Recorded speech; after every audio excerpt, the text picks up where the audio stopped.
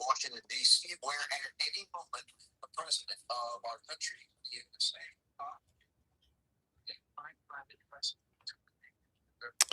And we're joining you live tonight at exactly 9 o'clock as we're waiting for the President of the United States to join us in an unprecedented address from this White House. It's specially announced yesterday, and it's about to begin. Lev Parnas joins us as well, and we'll have a whole panel of people joining us throughout all of this show. But Lev, before we get going here, you know you have good sources inside this White House. What are we expecting to see today? I mean, from this really beleaguered president who's got low approval ratings in the high 90s, who's got a White House that is completely rebelling against him. You've got Susie Wiles out there making outrageous comments about him. What's your take on what to expect tonight for everybody? Yeah, I think I literally I just got off the phone with some of my sources, and I know a lot of people are. Am I frozen or? No, you're still going. I can still yeah, see okay, you. yeah, okay. I thought for a second I might be frozen. Hold on a second. That's I okay. have an echo. Hold on a second. You're good here. Yeah. Well, as I mentioned earlier on, we're waiting as well for this address. I think he's starting right now, so let's just take him up live and we'll see what he says. No, we're good. So I was what I was saying to you is I was just. I think he's about to start, so let's just dip in here. Is he start? Oh, here we go. Let's go. I think we can. Yes, he started. Yes. Happened during a Democrat administration, and it's when we first began hearing the word affordability. Our border was open, and because of this, our country was being invaded by an army of 25 million people, many who came from prisons and jails, mental institutions, and insane asylums. They were drug dealers, gang members, and even 11,888 murderers, more than 50% of whom killed more than one person. This is what the Biden administration allowed to happen to our country, and it can never be allowed to happen again. We had men playing in women's sports, transgender for everybody, crime at record levels with law enforcement, and words such as that just absolutely forbidden.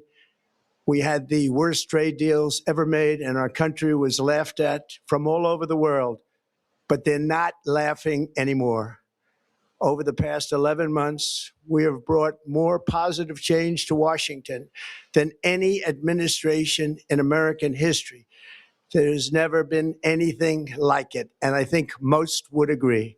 I was elected in a landslide, winning the popular vote and all 7 swing states and everything else, with a mandate to take on a sick and corrupt system that really just took the wealth from people and crushed the dreams of the American people. For the last 4 years, the United States was ruled by politicians who fought only for insiders, illegal aliens, career criminals, corporate lobbyists, prisoners, terrorists, and above all, foreign nations, which took advantage of us at levels never seen before. They flooded your cities and towns. The greatest hits, Lev. It's the greatest hits. They decimated your hard-earned savings. They indoctrinated your children with hate for America.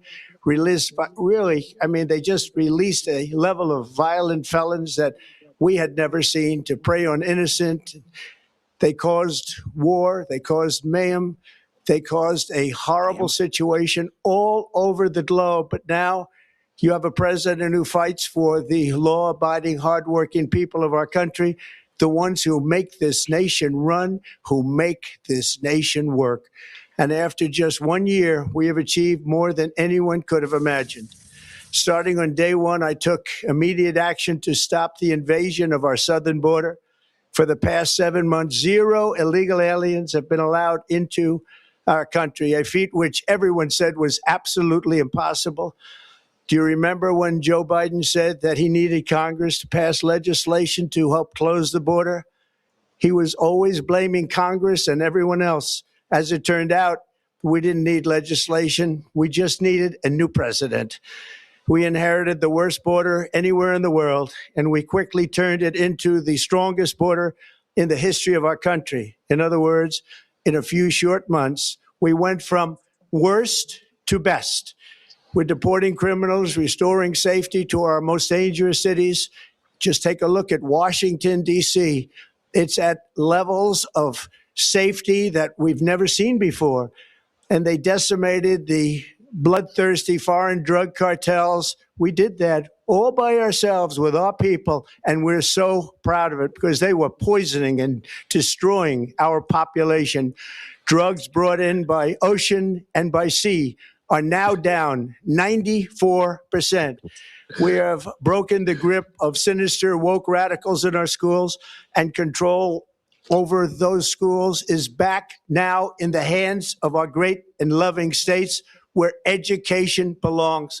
After rebuilding the United States military in my first term, and with the addition we are adding right now, we have the most powerful military anywhere in the world, and it's not even close. I've restored American strength, settled 8 wars in 10 months, destroyed the Iran nuclear threat, and ended the war in Gaza, bringing for the first time in 3,000 years peace to the Middle East, and secured the release of the hostages, both living and dead. Here at home, we're bringing our economy back from the brink of ruin. The last administration and their allies in Congress looted our treasury for trillions of dollars, driving up prices and everything at levels never seen before. I am bringing those high prices down and bringing them down very fast. Let's look at the facts. Under the Biden administration, car prices rose 22% and in many states 30% or more. Gasoline rose 30 to 50%. Hotel rates rose 37%. Airfares rose 31%. Now, under our leadership, they're all coming down and coming down fast. Democrat politicians also sent the cost of groceries soaring, but we are solving that too. The price of a Thanksgiving turkey was down 33% compared to the Biden last year.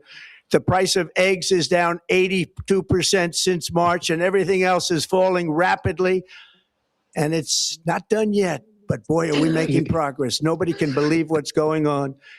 Here are just some of the efforts that we have underway. You will see in your wallets and bank accounts in the new year. After years of record-setting falling incomes, our policies are boosting take-home pay at a historic pace. Under Biden, real wages plummeted by $3,000. Under Trump, the typical factory worker has seen a wage increase of $1,300. For construction workers, it's $1,800. For miners, we're bringing back clean, beautiful coal. It's $3,300. And for the first time in years, wages are rising much faster than inflation. Remember that. The wages, just look at it. Wages are going up much faster than inflation. How big is that? Very importantly, there are more people working today than at any time in American history, and 100% of all jobs created since I took office have been in the private sector. Think of that. 100% of all jobs have been in the private sector rather than government, which is the only way to make a country powerful and great. This historic trend will continue. Already, I've secured a record-breaking $18 trillion of investment into the United States, which means jobs, wage increases, growth, factory openings, and far greater national security. Much of this success has been accomplished by tariffs. My favorite word, tariffs, which for many decades have been used successfully by other countries against us, but not anymore. Companies know that if they build in America, there are no tariffs, and that's why they're coming home to the USA in record numbers. They're building factories and plants at levels we haven't seen, AI, automobiles. We're doing what nobody thought was even possible, not even remotely possible. There has never, frankly, been anything like it. 1 year ago, our country was dead. We were absolutely dead. Our country was ready to fail. totally failed. Now we're the hottest country anywhere in the world. And that's said by every single leader that I've spoken to over the last 5 months. Next year, you will also see the results of the largest tax cuts in American history that were really accomplished through our great, big, beautiful bill, perhaps the most sweeping legislation ever passed in Congress. We wrapped 12 different bills up into one beautiful bill. That includes no tax on tips, no tax on overtime, and no tax on Social Security for our great seniors.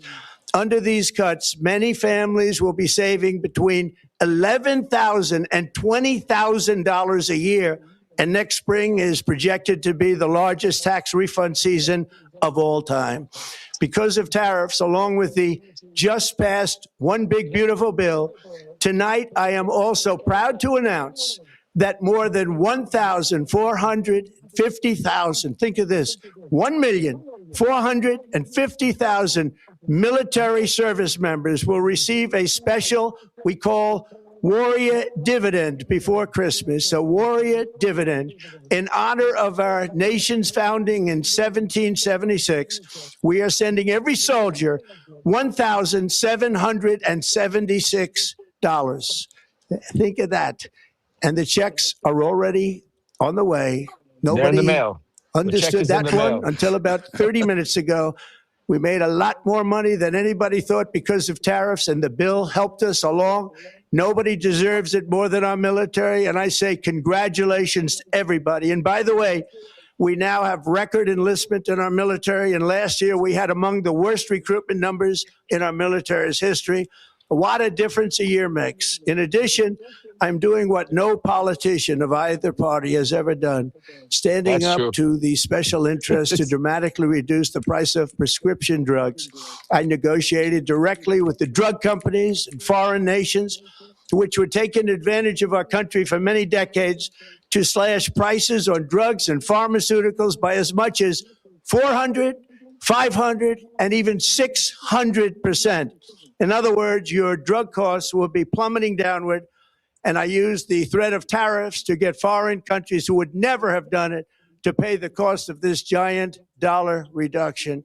They stopped ripping us off, and it began as of 4 days ago.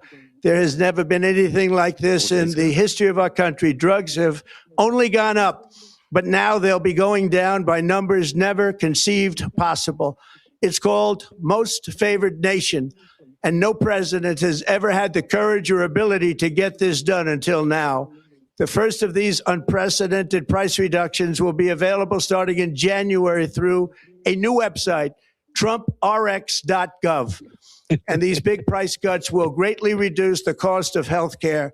I'm also taking on the gigantic health insurance companies that have gotten rich on billions of dollars of money that should go directly to the people. The money should go to the people. That's you. So they can buy their own health insurance, which will give far better benefits at much lower cost. It will be far better health insurance.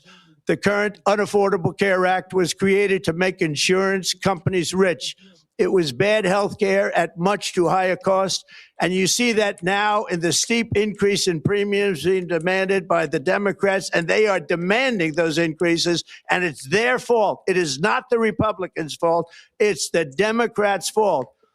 It's the Unaffordable Care Act, and everybody knew it. Again, I want the money to go directly to the people so you can buy your own health care. You'll get much better health care at a much lower price. The only losers will be insurance companies that have gotten rich, and the Democrat Party, which is totally controlled by those same insurance companies. They will not be happy, but that's okay with me because you, the people, are finally going to be getting great health care at a lower cost. Another major focus is the cost of energy. For years, the radical left Democrats exploited the green energy scam as an excuse to funnel many billions of dollars into their own massive slush funds as their energy restrictions drastically drove up prices, and they drove them up at record levels. Electricity costs surged 30 to 100% under Biden, and the typical family lost $5,000 to $10,000 in higher energy costs. Think of that, $5,000 to $10,000 you lost. On day one, I declared a national energy emergency. Gasoline is now under $2.50 a gallon in much of the country. In some states, it, by the way, just hit $1.99 a gallon. And within the Where? I'd next like to know 12 where. months, we will have opened 1,600 new electrical generating plants, a record, and it's a record that won't be beaten by practically, I would say, by anybody, or certainly not very soon. Prices on electricity and everything else will fall dramatically. The Democrat inflation disaster, again, the worst in the history of our country, also robbed millions of Americans of home ownership and indeed the American dream. The yearly cost of a typical new mortgage increased by $15,000 under Democrat rule. In 11 months, we've already gotten that annual cost down by $3,000, and it's coming down a lot lower. Wait till you see. The numbers are going to be shocking. And I'll soon announce our next chairman of the Federal Reserve, someone who believes in lower interest rates by a lot, and mortgage payments will be coming down even further. Early the new year, and you will see this, in the new year, I will announce some of the most aggressive housing reform plans in American history. A major factor in driving up housing costs was the colossal Like you. border invasion. We have never been invaded. This is the worst thing that, frankly, in my opinion, the worst thing that the Biden administration did to our country is the invasion at the border. The last administration and their allies in Congress brought in millions and millions of migrants and gave them taxpayer-funded housing while your rent and housing costs skyrocketed. Over 60% of growth in the rental Feels market like we're came watching from SNL foreign or migrants. something, no? It is. At It the looks same like a time, skit. illegal aliens stole American jobs and flooded emergency rooms, getting free health care and education paid for by you, the American taxpayer. They also increased the cost of law enforcement by numbers so high that they are not even to be mentioned. For the first time in 50 years, we are now seeing reverse migration as migrants go back home, leaving more housing and more jobs for Americans. In the year before my election, all net creation of jobs was going to foreign migrants. Since I took office, 100% of all net job creation has gone to American-born citizens, 100%. In the end, government either serves the productive, patriotic, hardworking American citizen, or it serves those who break the laws, cheat the system, and seek power and profit at the expense of our nation. Look at Minnesota, where himself pretty well. Somalians have taken over the I don't know. economics He of the looks- state and have stolen billions and billions doesn't of look dollars terrible, from you know? Minnesota and indeed He from doesn't the look good. United States of America. And we're going to It's put an desperate. end to it. For so long as before my election, the vast majority of good and decent Americans were forced to watch as corrupt politicians plundered the halls of power, exploited our taxpayers, and pillaged every system that makes civilized society function. But not anymore, and you see that every day, not anymore. We're putting America first, and we are making America great again. Very simple. We are making America great again. Tonight, after 11 months, our border is secure. Inflation is stopped. Wages are up. Prices are down. Our nation is strong. America is respected, and our country is back, stronger than ever before. We're poised for an economic boom, the likes of which the world has never seen. Soon we will host the World Cup and the Olympics, both of which I got. But most importantly, we will celebrate the 250th anniversary of the Declaration of Independence. There could be no more fitting tribute to this epic milestone than to complete the comeback of America that began just 1 year ago. When the world looks at us next year, let them see a nation that is loyal to its citizens, faithful to its workers, confident to its identity, certain to its destiny, and the envy of the entire globe. We are respected again like we have never been respected before. To each and every one of you, have a Merry Christmas and a Happy New Year. God bless you all. Well, at least he got through it all. I mean, that's the upside. And then he stands there. Boy, Lev, I mean, this guy looks terrible. I mean, he just looks like your angry uncle, screaming at you at all these things he's done. There's no connection with what he's talking about. He's just yelling. And all these promises. I mean, really? He's going to send $1,776 to all the military people? I mean, is that really going to happen? And, The check is in and the for mail. what? What's he doing it for, What's your take, man? Listen, I mean, I was worried at first because earlier in the day we had a show, and I was on the show with one of my cohorts, Michael Cohen, and Michael said that one of the sources said that he's going to announce war into Venezuela today.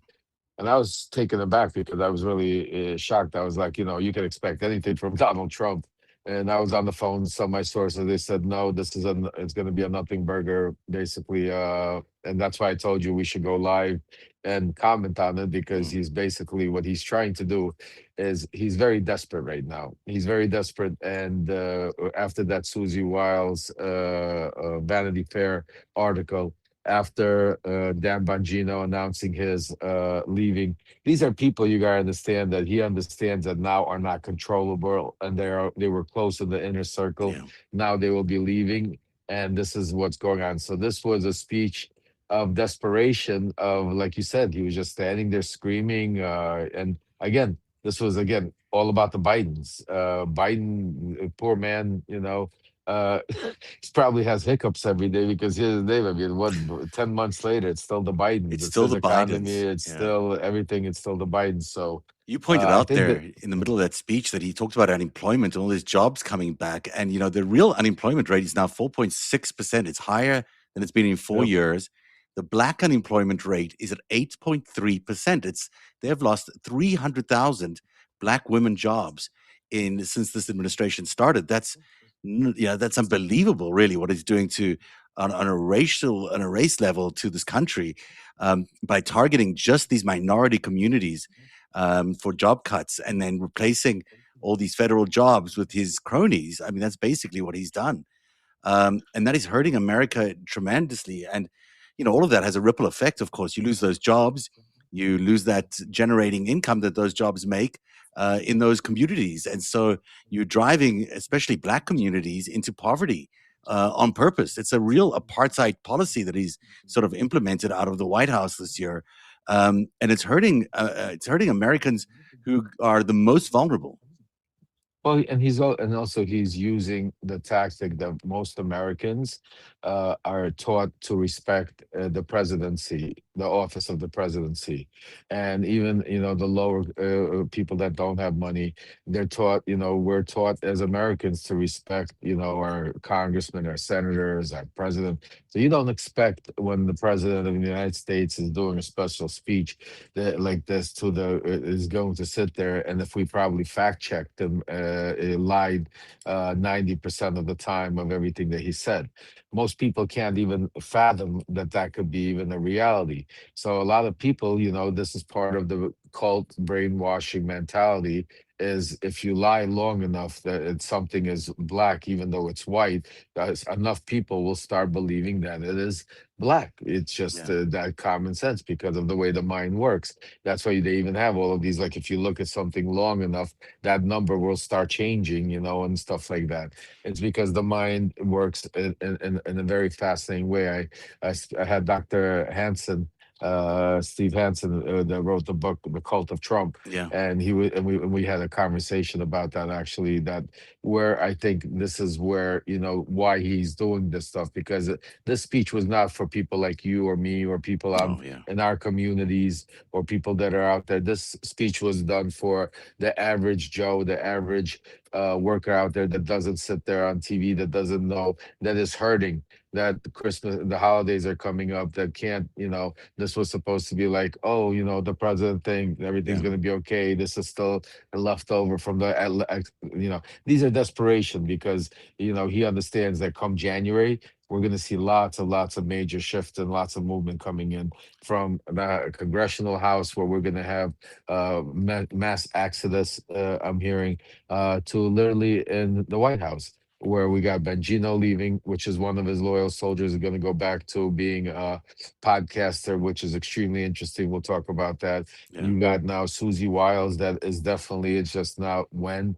It's not a matter of if, but a matter of when she will be leaving the White House. She's not sitting there after this, and it's going to be interesting to see how it plays out, because what I'm hearing is that Stephen Miller is next in line for Oh, the really? chief of staff Oh my job. gosh! Yeah, Can you so imagine that man in the chief of yeah, staff? Wow. that's Dean's scary. here. Let's get a Oh, reading from Dean, Dean. Hey, Dean, how nice to see you at this time of night. This is very late. look at Gentlemen, all it. good. It's late for you too, Zev, because we literally live in the same city. So Yes, well I done. know. I know. Yeah. But I'm up late early. Guys, sorry I'm late. I mean, insanity, and loved how they literally created the door to Narnia behind him, all the evergreen. Wasn't that lovely? It was very good. They did a nice decoration back there. And I what couldn't happens in Never believe that part Neverland? of it. I'm like, Jesus Christ, too much garland already. Like, come on. It's old decor for this White House. These guys are all about make believe. So, but I mean, beyond the land of Neverland, whichever it was they were building back there, this guy is living in a fantasy universe. I mean, he doesn't have this economy. He doesn't have this the support. He doesn't have the greatest anything, and he keeps talking about it. He's going to give military soldiers $1,776 dollar checks, and the checks are in the Yeah. mail already. This is, what's he trying to do? Bribe them? Is this what it's come down to? I Oh don't yeah, get yeah. it. You dude, well, dude, and then here's the thing. And listen, Lev, you and I, we're friends, so we can speak honestly on this Substack Live. What does, and you know a lot of con men, right? Yeah. What do con men do? They tell you that all these things are coming. Yeah. And not only are they coming, they're going to be so fantastic, you won't even believe it. Never seen it before. Yeah. Never. You've never seen this before. This is incredible. Like nobody's ever seen. And when you're sitting there literally overtaken by conversations like this. I've been conned before. I get it. I watched it tonight. I watched the replay of it. Yeah. I watch it every day when I watch this man, pretend to be the president of the United States, which he's not. And then you add a dementia diagnosis on top of it, which he's hiding, obviously. I mean, Jesus Christ. What did we just watch? He looks like your mad uncle, right? He looks like your mad uncle from Saturday Night Live. That guy. That was pretty bad. I gotta admit. I don't know who okayed it, who thought that was like, and what in that speech did. I mean, it was lies against attack. It was I mean, it was again. I thought it was going to be worse. I was expecting worse. And then last minute I got a phone call. It was it was weird. It was just weird. It was, I still can't. I don't know. I still don't know who he was actually talking to. Which crowd of people besides the average American person that has no idea what's going on, but how many people don't know what's going on? And I mean, in this world, with the past 10 months, with everything that Donald Trump is on. He spoke nothing about what's it called, ICE. He spoke nothing about the fact that we're killing people in the middle of the ocean. He spoke nothing about that he designated fentanyl a weapon of mass destruction. I still can't believe that he, a weapon of mass destruction, folks. He's pretending that gas is. I don't know where he keeps saying gas is $1.99. I don't know. Here it's $3.59. The lowest Hey, I've seen dude, I gas got was I got to like ask you three. this So question. I don't know. Like I'm literally listening to you, like I'm hanging on every word as I always do because I fucking love you and you know that. I But love you, brother. like I got to ask you this question: what you watched tonight, compare that to him. Yeah. Let's just give him credit and say 2016. Yeah. Like, Oh no. compare what you just saw tonight in terms of cognitive ability, in terms of like God complex. Like, what's the difference? Well, first of all, he wouldn't have done it in 2016. That's what I'm saying to you. The fact that he came out and did an embarrassing speech like that literally had I mean, again, the critics are good. I mean, Fox News is destroying him. Nobody understands what that was even about. I mean, he Hmm. basically came out and spoke for. I mean, this is the shortest speech I think he's ever done. Also, I mean, I don't think he's ever spoken for such a short period of time. His usually intro is a Well much longer. His managed, right? dance. I Yeah, mean, yeah, yeah. Great point. this was really like, I'm curious again who put this together. This was somebody's brain fart in the White House. Somebody had an idea and they said, "This is what you're gonna do. You're gonna deliver a holiday message, and you're gonna in that holiday message. This is what you're gonna stay. You're gonna stay on script. You're not gonna go off script. You're not gonna do." And this was like worked on. You could tell because he was dying to go off script. He was dying to say, but he, read word for word what that teleprompter Yeah. said. It I'm probably still in killed him too, control. I'm right? still in control. I'm still the president. I can still handle this. I can still read full Yeah. sentences. The Yeah, yeah, reality of it yeah, is, he's got a rebellion But in can the. he? Yeah, can he? It's a good Kelly, question. hey He's Nick, got a what's up, rebellion brother? in the Congress. I He's don't got know. Michael Johnson is facing a four-person rebellion. He's got sinking approval ratings. He's got these elections that keep happening. There's one in Kentucky yesterday. We were speaking about it earlier, Dean. The margin that Kentucky state senator won by was 50% or 45%. I mean, he is doing terribly. His party's doing terribly. And Nick Paro joins us as well from Banner and Hey Nick, you got a and check coming. You heard that? yeah, you excited about your Congratulations, check? brother. You got a check coming. Do I? I Do don't know if I? you The get check the is Oh, check. the check Someone's is in the getting a mail. check. The check is in the mail. I'll believe it. I'll believe it one day. I'll believe it one day. I'm doing good. $1,776. Where they Man, come? How they come up with that number? What number did who gave? Where that's did the he get this money? It's 1776. It's Yeah. It's the U.S. There birthday. you go. Like, yeah, look at They're that. doing some Creative. dumb. It's called eagle jizz, is what it Eagle is. jizz. We call that 100%. eagle jizz here on Banner and Backbone. Yeah. So, yeah, fuck that Boys, guy. I got to split. Okay. I love you all. You keep going, okay? Keep it All up. right. Keep All the right. faith. We'll Well keep done. going. Go get See. it. Dude. Get some rest, brother. See you tomorrow. It's got an early morning, that man. Here we go. We're back up here. So Nick, what's as you're a veteran, telling me what you think about all of that. You've got a guy who's trying to bribe the military. Michael Cohen's here also. I think I just Okay. saw him going. I haven't seen him join us yet, Um, but he's going to be out in a second, I think. I think you guys send him the link. Yeah. I did send him It's one. weird to get military bonuses like that just randomly thrown Yeah. out as like, hey, we're going to throw this on you. But at least we're not going. He didn't announce we were going to war tonight. Like at least he What didn't the expectation unilaterally was. announce that. And that's what I was He, worried like- about. That's Yeah. one of the things that they were saying out there, and then last minute I got a call and they said it's going to be a complete nothing burger, and that's what I was like, what? And that's why when Zev said, "What is he going to be?" and we both said, "That looks like it's going to be nothing." 20-minute there. I couldn't believe that he stayed on pace. Actually, that was like boom, boom, boom. Well, he had a lot of I think pressure he in was the trying to networks. make himself look normal. Yeah, that's right. That's right, Nick. I think it's exactly what they were trying to do, is make him look normal, make him look acceptable to America again, because everyone fears that he's lost his mind, and he looks like he's lost his mind, and his policies are, borderline insane. He was threatening to launch a war against Venezuela, and that was the attempt that he was trying to do around today's address. He obviously didn't do that, but the military is is investigating Mark Kelly for telling the troops to not follow illegal orders. I mean, it's becoming a skit on Saturday Night Live, is what you called it earlier on, Lev. It really looks like it. It's becoming a parade of nonsense policies. And then you got Susie Wiles telling everybody in the world through Vanity Fair that he has got an alcoholic's personality. He looked like one tonight. His vice president is a conspiracy theorist, according to her. Dan Bongino just left his job, just isn't showing up for work anymore, and has no intention of returning to his job as a deputy FBI director. Pete Hegseth is up for a war crime investigation right now. Because he's shooting people, in the Caribbean without any authority, shipwrecked people. You've got, and the list is ended. Kirsty Noem has basically given her boyfriend control of the Department of Homeland Affairs. I mean, this just goes on and on and on. It's a Pam Bondi, by their own admission. And then you've got the Epstein papers that are just coming out, Epstein files that are coming out on Friday. I mean, this just does not get any worse than this. But don't worry. No, go ahead, Lev. I was gonna say, isn't it curious how Dan Bongino left right before the Epstein files are supposed to come out? Wow.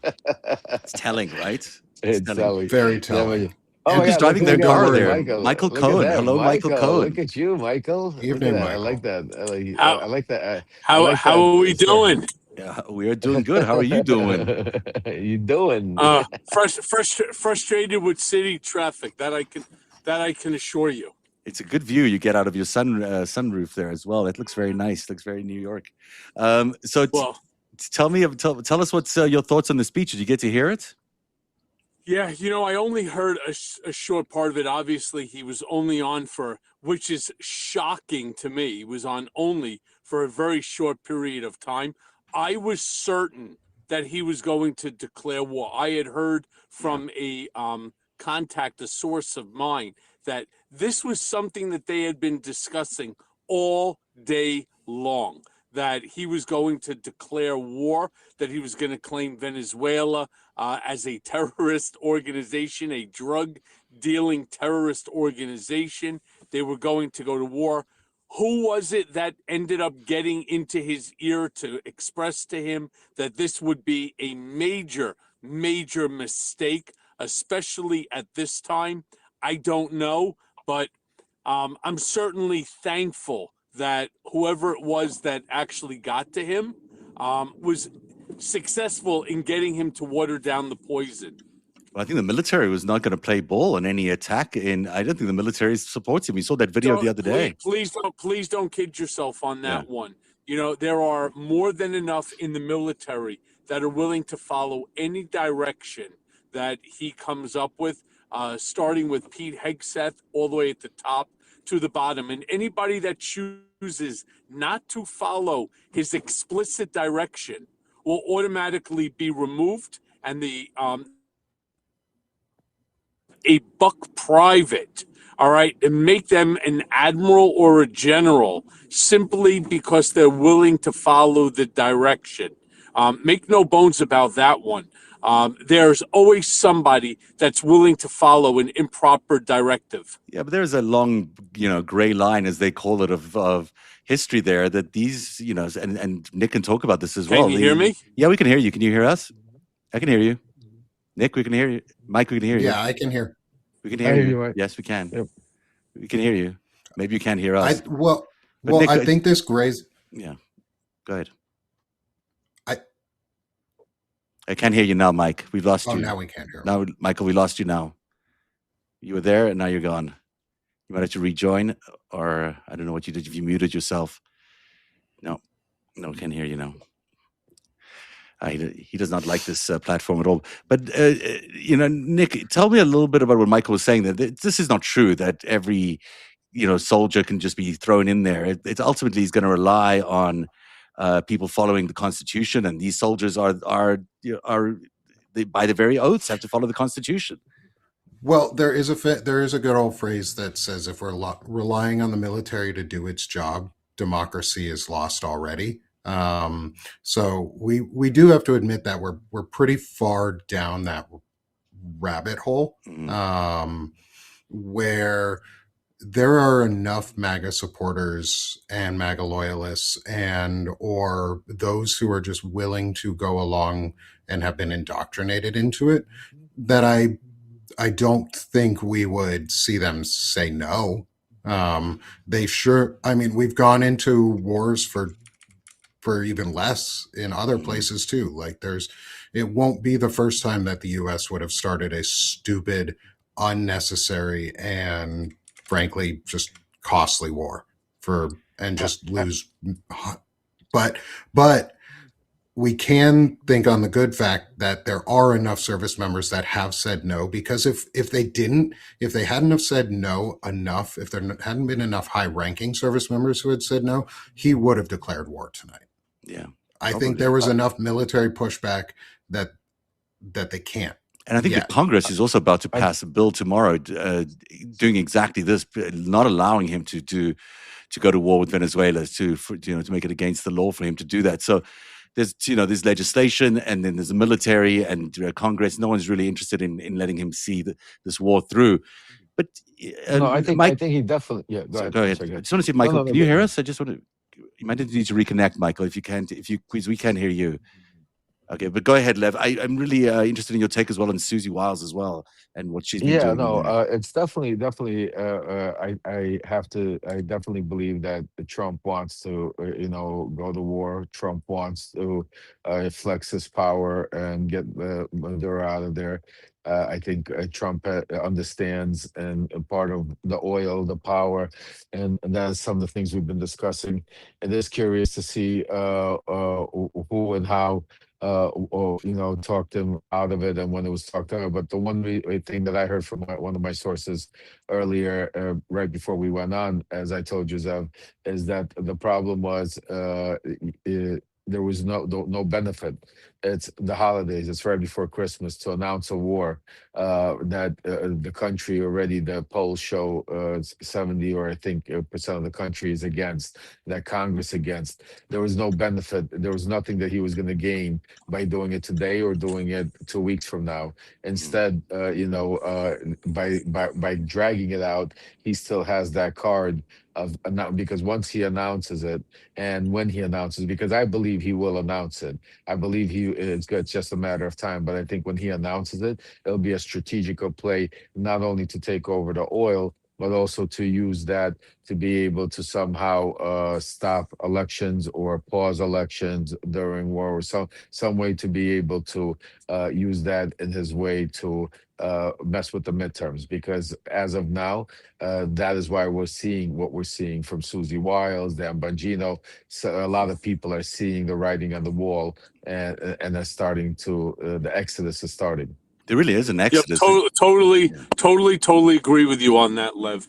And I'll tell you, one of the biggest concerns that right now that exists again was whether or not he was going to declare war on Venezuela, literally this evening, as a terrorist organization, using again national security as the basis for the claims that he was going to make to go after the oil, go after the mineral rights in the ground and the land in and of itself. I mean, this is the game that they intended on playing. And again, I'm not 100% certain I could tell you who it was that somehow managed to water down the poison here, but whoever it was managed to do a very good thing, because they were claiming once again that Venezuela is a drug cartel, that they are a terrorist organization, and that it is his responsibility within which to protect the American people from this sort of national security threat, in the fact that all the fentanyl in the world is coming on these 25 vessels that they blew up, the 90 or 100 people who they've killed.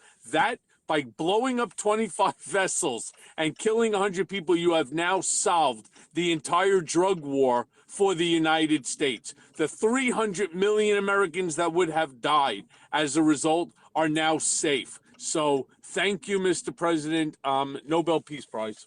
But everyone knows it's about the oil. I mean, Susie Wiles basically said it yesterday. She's wanting regime change in Venezuela. They want to see Maduro step down, and he's going to keep blowing up vessels in the Caribbean until he does. I mean, that was I think her exact quote, until Yeah. Maduro cries uncle, was Yeah. the exact quote yesterday from Susie Wiles. I mean, who makes a statement like that? I mean, you want another leader of another country. I don't care if it's Venezuela. I don't care if it's New Zealand. I don't care if it's Iceland. What's the difference? How many people are there in that country? You want them to cry uncle to you? What is this, like some sort of a playground?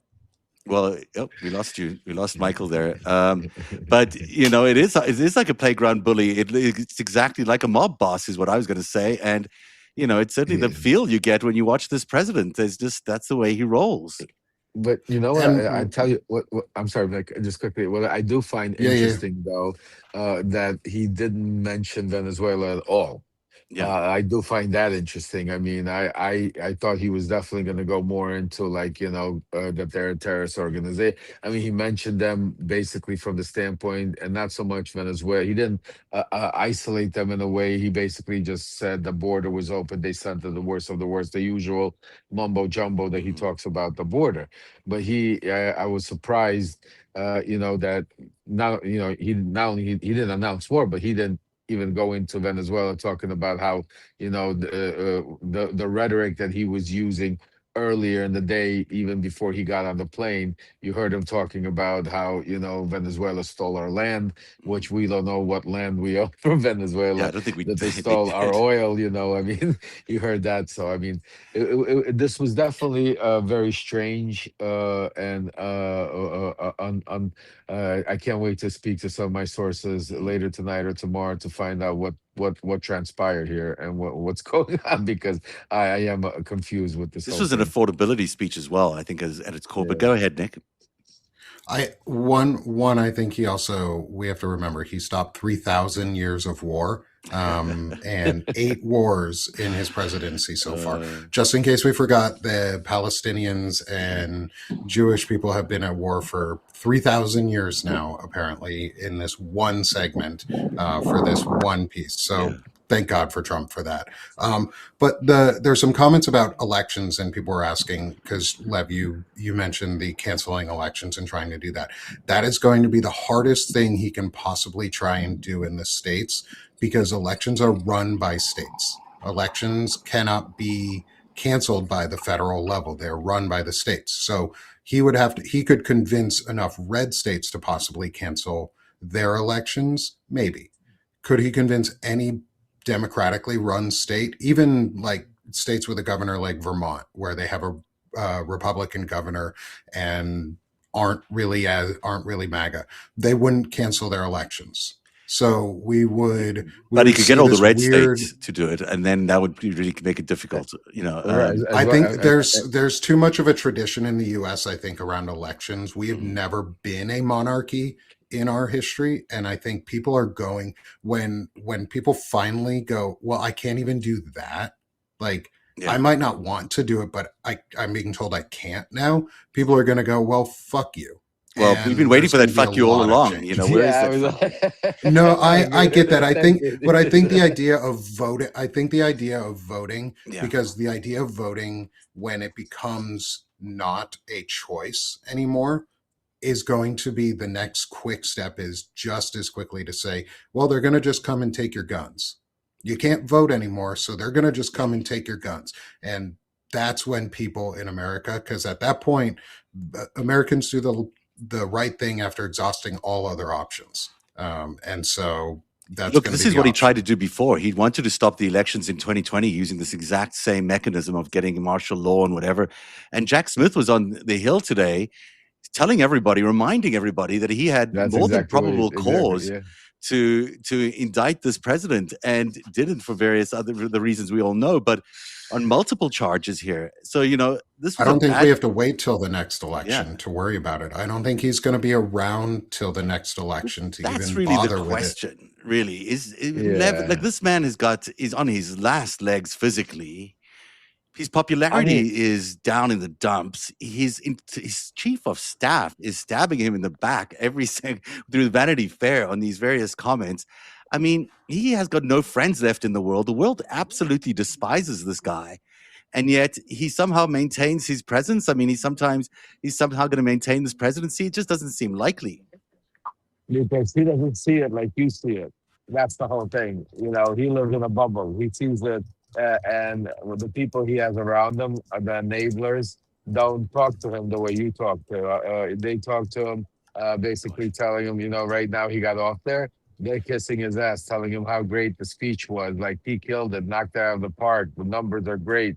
They're hearing things. He has people like governors of Texas and senators from other calling him, telling him, "You did great."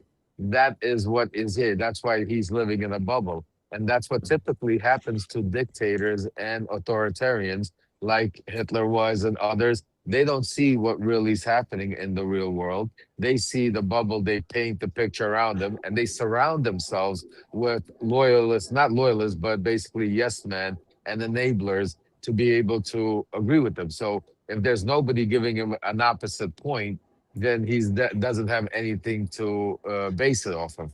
So that's why Trump is in this part of his circle living, and that's why they're going to go down with the ship. And I truly believe that. Wajahat Ali joins us. Hi from the left hook. Welcome back. Nice to see you, sir. You look good.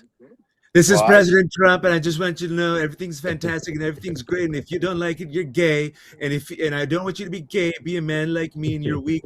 And the egg prices are down, and the electricity's down, and I'm the best president of all time, and everything's perfectly fine and normal, which is why I'm speaking like I took cocaine, and I have to go to the bathroom, and I'm going to yell and shout everything right now in 17 minutes, and then I'm going to fall apart. And this is what normal people do on a Wednesday night at 9 p.m. who have a great, fantastic, amazing, best of all time economy. This is what they do. They just go out and they lie and they prove to the world that they're the best. Okay, stop being gay. Bye. I mean, that is very good. That's well done. That's exactly what it felt like. Congratulations. You know, I mean, where's my check though? Where's my Bravo, $1,776 check, Waj? I need it. the warrior dividend. Yeah, Nick's going to get. So, yeah, apparently, folks, doing the math, Donald Trump just announced that $1,700.76. A check for 1776 will be given to nearly 1.5 million armed service members. Armed service members, which, if you do the math, is about 2.5, I think, billion dollars. Yeah. And apparently, he says that this money has come from apparently the trade war and the tariffs. The greatest word. My favorite word, tariffs. There's no proof that we've raised any money from the tariffs. All we know is that everything costs more money. So this president is now going to give $2.5 billion to Americans, but he hates socialism.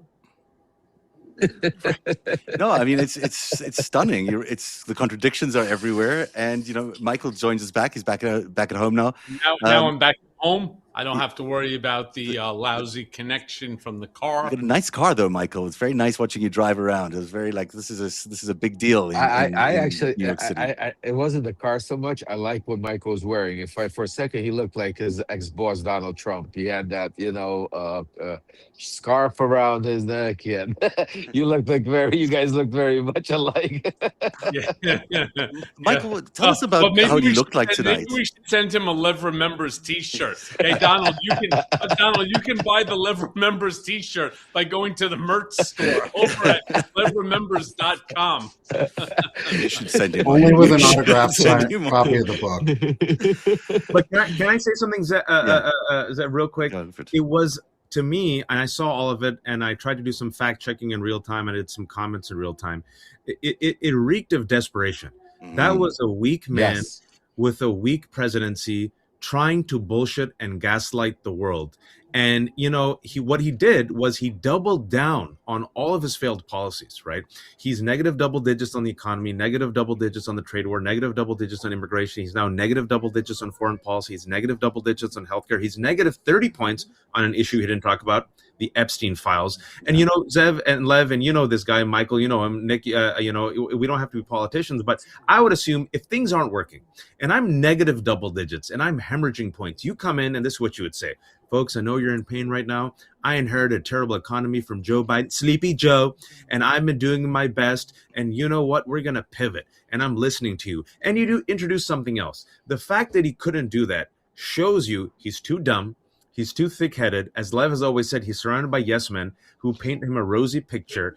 He has no new ideas. And then towards the end, if you notice, folks, because I have a little keen ear, he didn't use the word remigrate, which is a Nazi term that is now used by Department of Homeland Security. What did he use? Reverse migration. And then he blamed all the immigrants, doubled down on the cruelty and the hatred, right?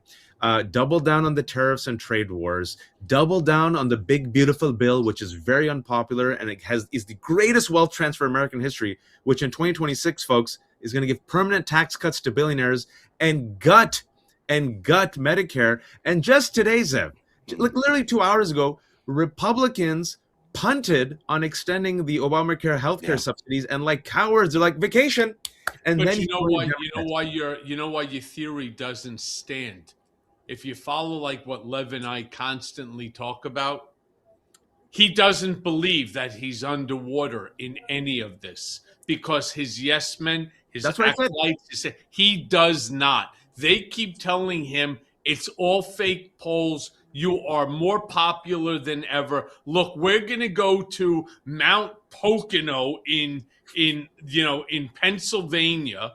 We're going to pack a auditorium with 250 people, and we're going to show you just how popular and how much you are truly loved and admired. And so they go to Mount Pocono. They go to like Mount Airy Lodge, where they bring in like 150, 200 people. 50 of them are probably traveling with him on Air Force One. They pack the place with a bunch of walruses that are busy clapping for everything. The guy turns around, burps, they clap. He farts, they go ecstatic for it. And all of a sudden, he turns around and they tell him, you see, we told you, all the polls that show you underwater are actually inaccurate, and that everything we're telling you, hey, let me show you a poll or an article from, say, Newsmax or OAN or Fox that says that your immigration policy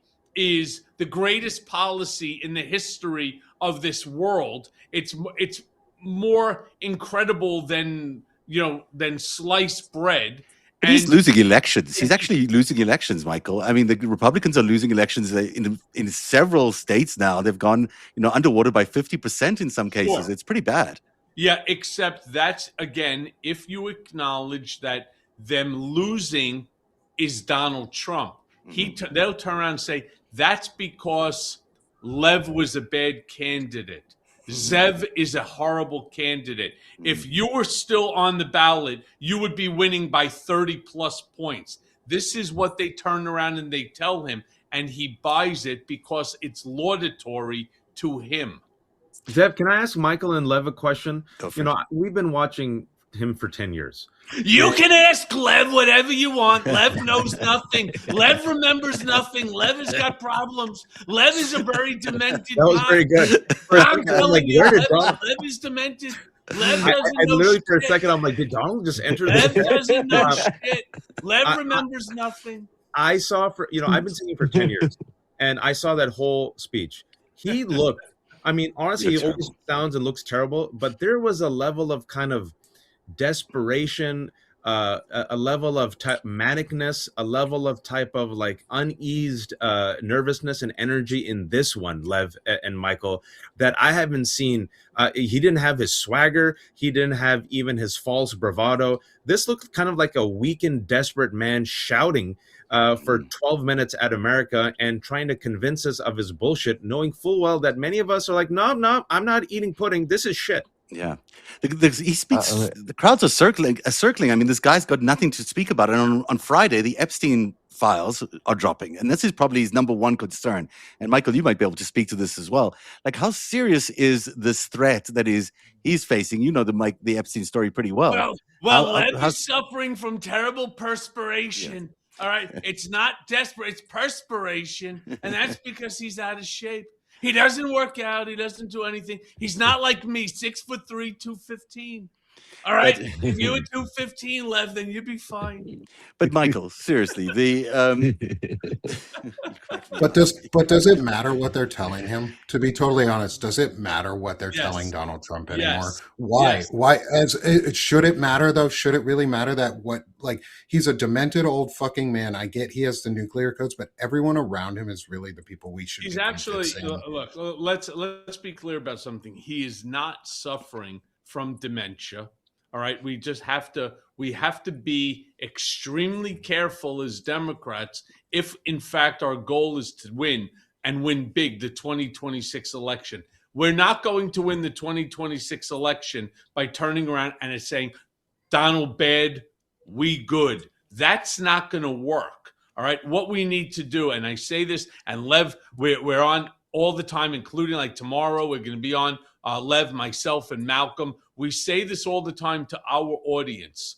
This is not an election which is where we're going to distinguish ourselves by just turning around and saying, Donald bad, we good. What we need to do is to draw out the distinctions. For example, healthcare, affordability, things like this that really matter. The fact that there is a lack of international acceptance now going on. Look at what we have done to our allies. Look at what we have done over the course of just a period of the last 6 to 7 months with just Ukraine alone, forgetting about England, forgetting about France, forgetting about Italy, forgetting about Germany, forgetting about our NATO allies, where we have abandoned them for what?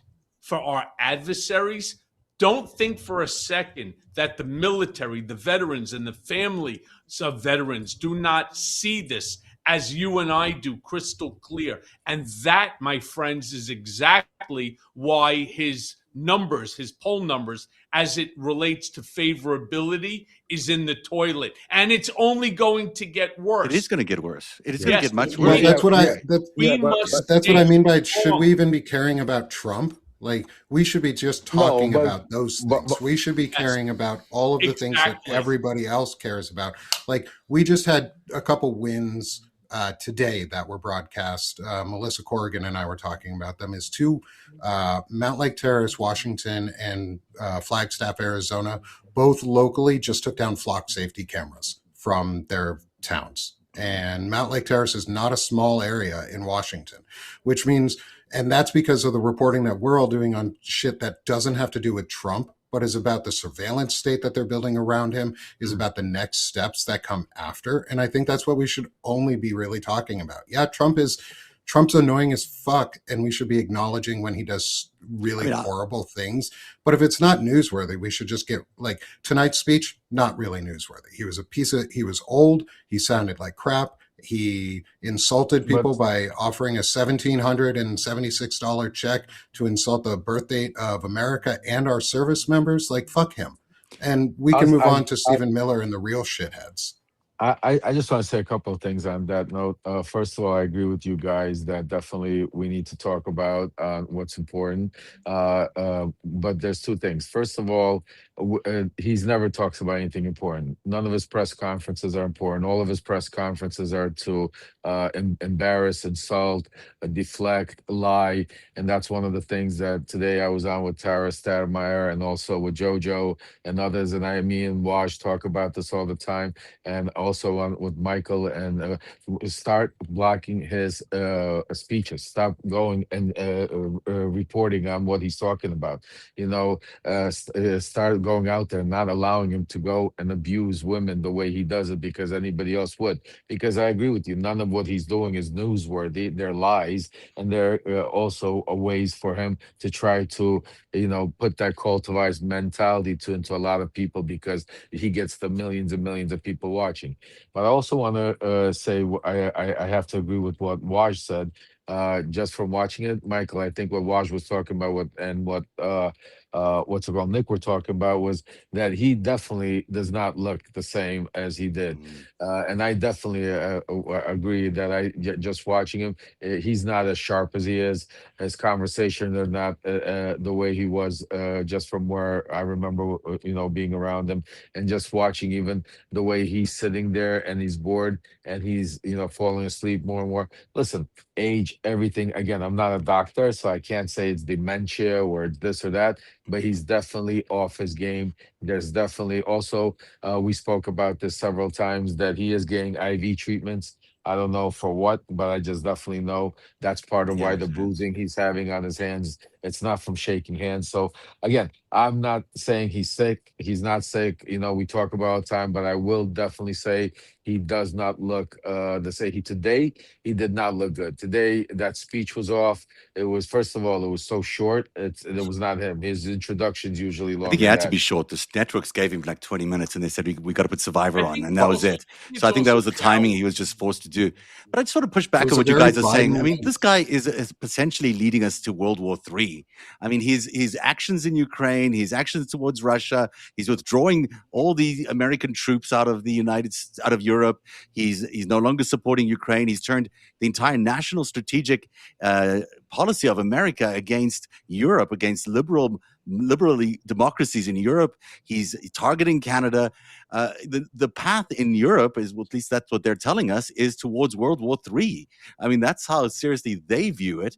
So to say that Trump isn't important is just not the case. I mean, he is in an alliance with Vladimir Putin, and he is determined to turn America into some sort of, Kremlin vassal state. I don't know how else to describe it. Well, I don't think. Sorry, go ahead. Go ahead.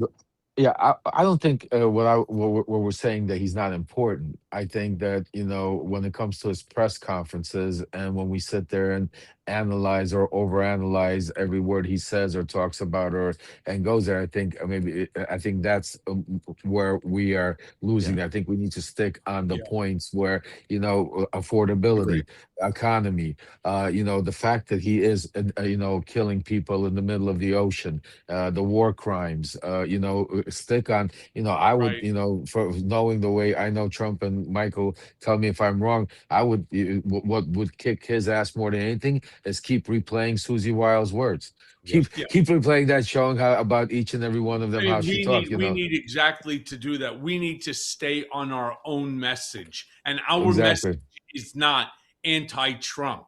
Meaning, again, Donald bad, we good.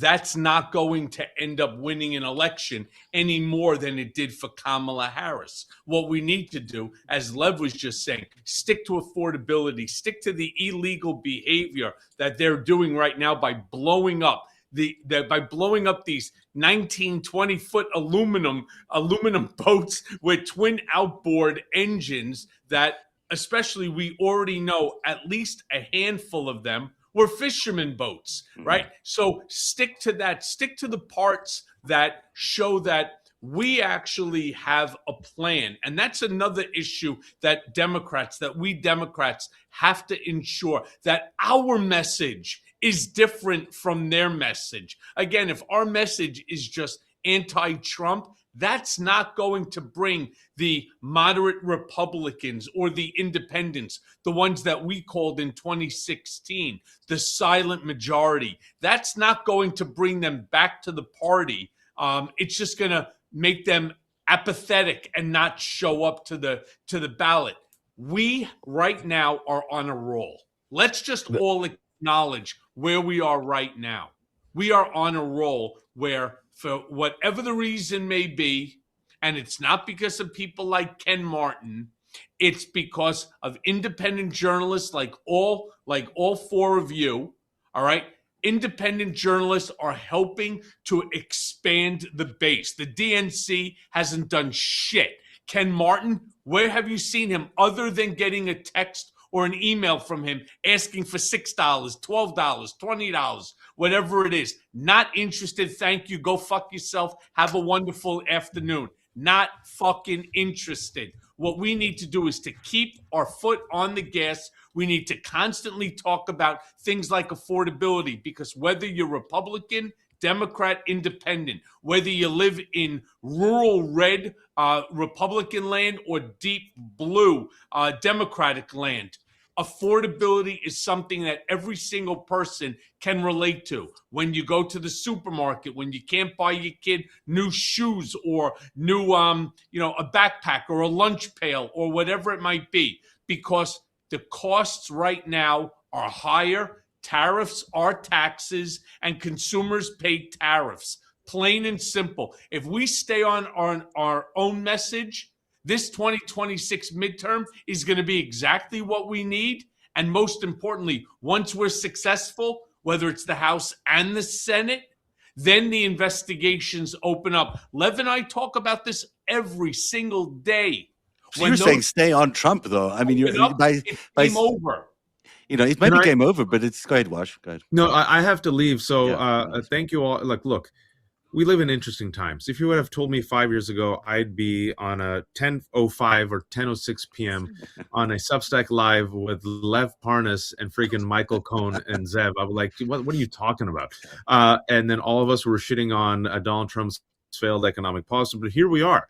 And so what I agree with you, well, let me put it this way, Zev. I agree with both you and what Michael are saying. Unfortunately, the reality is Donald Trump is the president of the United States of America. He's the commander-in-chief. Mhm. He's the cult leader of MAGA.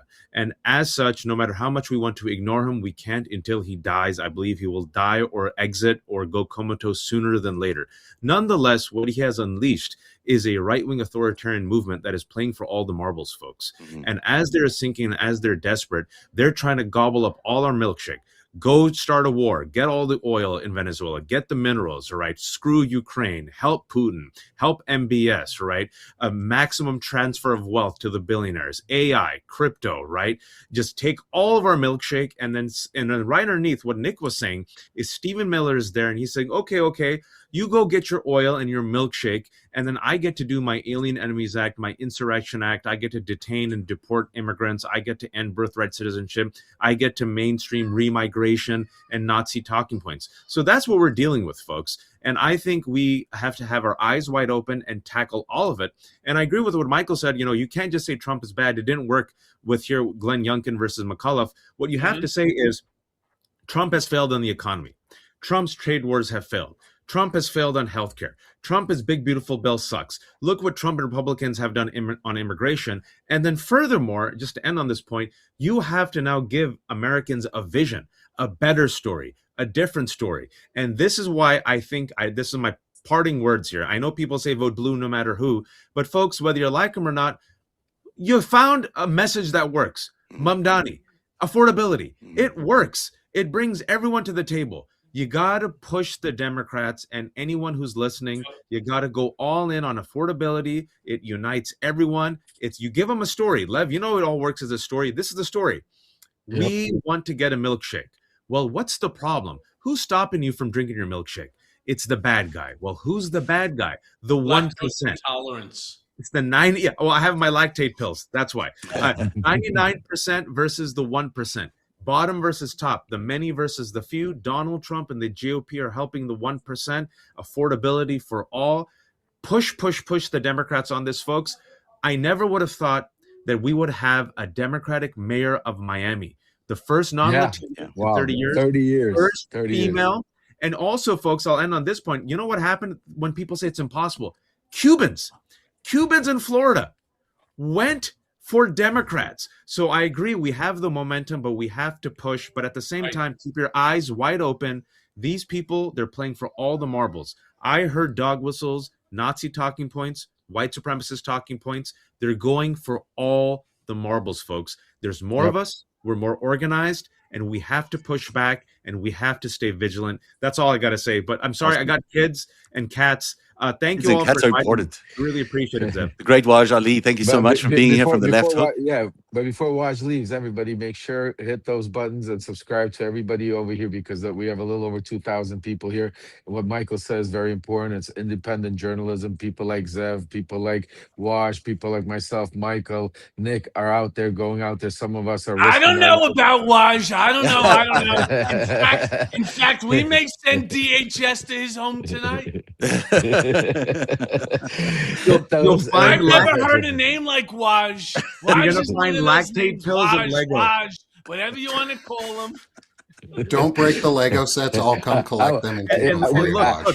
The lactate pills are white. You're okay. I want to have a special with Waj and Michael, both of them, and see who does a better Donald Trump. Waj is a pretty good one also. Michael does it better. Michael's been up close. Cheers, Waj. Thanks so much for being here, and have a good night. It's very great. Illy Leonard is also joining us. We have one of the guests joining us as well. So you guys, if anyone needs to drop off at any time, just let me know. But I just want to bring in Ellie as well, because Ellie, you're an Epstein aficionado. Ellie's a guy's name. I had a guy who used to serve me my corned beef sandwich. No. His name was Ellie. Michael's out of control. There's like Ellie Honig. No, I needed to add a little estrogen to the chat here. I know. I was thinking about that. I was thinking about that. That's why I'm glad you're here, amongst other things. But I mean, this Epstein thing never came up. Obviously, it was not going to come up in his speech today. But it is for me the reason he did tonight's speech. I mean, he needed to. The Epstein is the number one issue that has affected his popularity ratings around the country. People do not love what they're finding out about Epstein. They don't like the way he's handled it. And they don't like the fact that he was involved in whatever way he was involved. It just smells bad. That to me is what really led to today's speech. But he's running scared. Did they do anything to help him in that regard? Well, I joked today that he was either going to do something really big, like declare war on China, or he was going to do something very small, like, like lower the cost of paper clips or something, and think that it was very important. He did less than that. It was really kind of disappointing. I think he probably appeased, a group of about 50 people across the United States tonight who thought that that was the greatest speech ever. But all I could think of is if you guys have ever watched Christmas Vacation and the grandma says the grace at the table and they like push her forward and she says the Pledge of Allegiance. Like that's what I got out of that speech tonight. Like I didn't really know what was going on. It was like someone just propped him up and was like, here, read this. Cause he never, he didn't riff, which was very weird. That was Breathe. kind He of a just red like flag did the whole for thing me. without breathing. It was just like a long tirade that, an angry tirade as well. It looked so angry to me. But it was I was just so, surprised. Yeah. Go ahead, Go ahead, Love. Ellie. No. Go ahead, Ellie. I was just surprised that just- he didn't go off script at all. Like literally Yeah. at first. Well, that almost was like a red flag for me. Like something actually is wrong because he didn't riff, but also it was just so basic. Like if in his head he knows that the Epstein files are coming out on Friday, like you would have think he thrown a curveball or something, but he literally just read from the script since the beginning of the first presidency. Like it was like that's also because the Epstein files are not coming out on Friday. I think that too. Yeah, I do. I think that as well. So what should we be Quite doing? soft there, Michael. I'm not sure why you've lost your audio a little bit there. Can you get closer to the microphone? I lost my audio. There you go. I can hear you. I heard I can hear you. Michael, hold on a second, Michael, before you go, because there was some breaking news I don't think you guys have heard, because I think you've been out because nobody's talking about. But did you hear that there's another wrinkle to the Epstein files that happened earlier today? Ghislaine Maxwell filed officially to get released from prison. And that triggers also another basically investigation of what part of her file could be released by the DOJ also, and that was triggered literally today. Don't forget that Todd Blanche and Maxwell's lawyer are very good friends. This is all not coincidence; it's strategical. No. For now they have the Clinton investigation, which is always bullshit because even Susie Wiles said that that's not true, and so we have an investigation into Clinton, and now we have Maxwell officially asking the judge for release, which triggers other things. Yeah, she's saying that her case can't go ahead. So she can't get a fair trial if these FBI files are released. She can't get a fair retrial, which she says she's due to her. I don't know why she thinks it's due to her, but that's the argument she's making. It's pretty ludicrous. The fact that I agree with you, it's ludicrous. But the fact that it's being done today, the day before the Epstein files are supposed to be released, adding a wrinkle, maybe yes, maybe no. You could tell you can't be even more obvious to see how coordinated this is being taken place by Donald Trump and Todd Blanche. They don't want this out. Michael, why do you think it's not coming out? Just know that there's going to be still a significant number of documents that will be turned over on Friday. Mm-hmm. They will be very select documents that obviously do not implicate anybody that Donald Trump and this administration do not want to be implicated. There are going to be two sets of people that will be the very first group. That will be those who are part of the Democratic Party and those to whom that they do not care about. That's what's going to get dropped on Friday. And then it's going to become the fight of the century to get the rest of the documents, even though the documents that are going to be dropped on Friday will have significant redactions to them anyway, for all the reasons that Lev just said. They're now going to take what Ghislaine Maxwell said, and they're going to say, well, she has had this appeal pending now for the better part of maybe 6+ months. Even before she had met with Todd Blanche, they had the appeal on her case pending. So in order not to interfere with her appellate right, there are documents that they cannot release. And that's the argument that they're going to use. Now, we can all turn around and say, come on, this is bullshit. We knew that they were going to play some game and so on. It's a wonderful legal maneuver for them. It has weight to it. It is predicated in reality, even though the basis for why they're doing it is obviously disingenuous. That's not going to play well even to their own MAGA base. That's the thing. That doesn't work well. Right. That's the part that we, as Democrats, need to be very, very, very specific on. No problem. You don't want to release it? Now explain it to your MAGA base. That's Can I what ask you a question, Michael? Can I ask you a question? So do you feel like, so we have the stuff that's in the DOJ, that's the Epstein files, and then we have the estate. And what's been dropped lately has been coming from the estate. Do you feel like they're just holding and waiting for Friday, and then they're going to start dropping their own stuff? Or is that not separate? How do you view that? Yeah, so that's a great question, by the way. I've been very disappointed with the Epstein estate in the manner to which that they've been releasing documents and photographs and so on. What are they holding on to? Yeah. What is the basis? What is the basis for them to hold on to anything? You know, when I was subpoenaed to testify, I turned around and I took like my entire email catalog, every document I had, and I turned it over to Congress, to the House Oversight, to the Senate Permanent Select, to the House Permanent Select Committee, to the House Judiciary, to the Senate Judiciary. I said, go fuck yourselves. Here's 1 million documents. Knock yourselves out. Yeah, but the Democrats are trying to do this on a staged basis. They're holding some of the good stuff back, and it's the Democrats in the Oversight Committee that are holding it back. I don't think it's the Epstein estate that are doing it. Well, because they drop. Well, I kind of wonder, because it's Darren Indyke and Richard Kahn. Like, are they on the up and up? Are they? I mean, does obviously it not, implicate? Does it implicate them? I would think it would implicate them because they're already in a lot of these emails.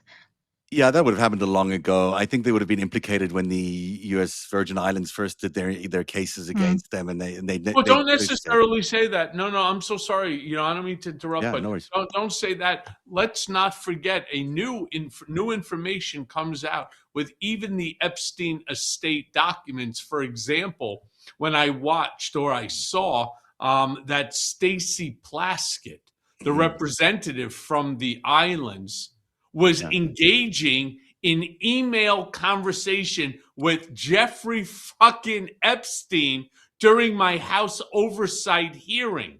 And do you realize that neither Republicans nor Democrats have been asking Stacey Plaskett about her relationship to Jeffrey? I don't care what Jeffrey Epstein wanted her to ask me. I'm more curious as to why she was engaging with, of all people, a convicted sex trafficker, right, who has a massive property on an island that she represents, that allegedly everybody on the island knew what was going on. But everyone was working for Jeffrey, weren't they? I mean, at the end of the day. Correct.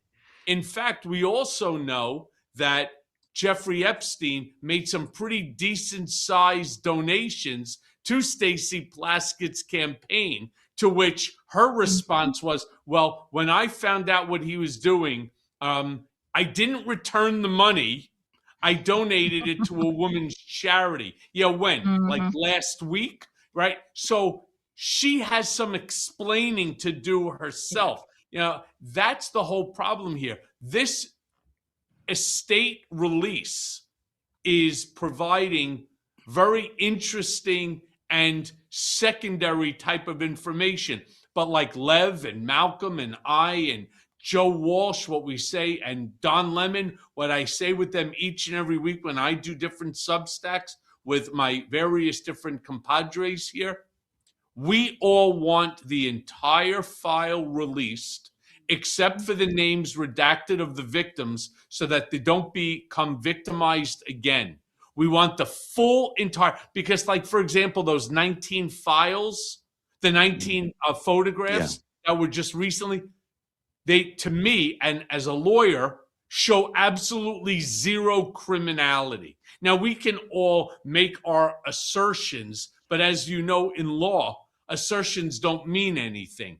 I want the context of each of those photos, and the information within which to provide that context exists in a file that's sitting on Pam Bondi's desk. She opened her mouth. She offered the file. Trump signed it. It's due on the 19th. Release the files, redact the names of the victims, and let's call this a day. You know, Michael, there is a piece here of this that I really want to ask you about, and it's related to Katie Johnson and Jeffrey Epstein and Donald Trump. You know, Katie Johnson is the woman who alleged that Epstein and Trump raped her, and then she also alleged that she had to go to ground because she was being intimidated by Trump and Epstein, or Trump, well, by forces. Let's put it that way, not necessarily by naming anybody. You were around at the time. This was I wasn't. This No. is the No, 2016. I wasn't. I wasn't there yet.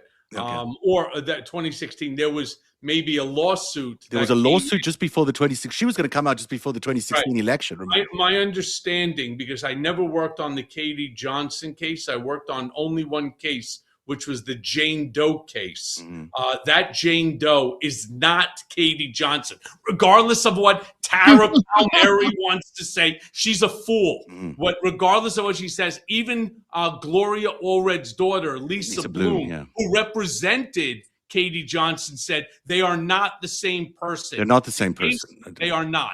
The case that I worked on, the Jane Doe case, it was a fake case that was started by somebody who managed to find a lawyer in order to file this case, despite the fact he never met the client. It was all done via the mail. And when he realized he got played, they ended up dropping the case several days later. There was no intimidation. It was merely, you do not have a client. All right. The address, the information that was given to you, had you done even a scintilla of investigatory work. This is not Katie Johnson you're talking about. This is not. This is Jane Doe. Okay, but you were around during the Katie Johnson but thing. I had nothing to do with it. You were nothing there, but you were.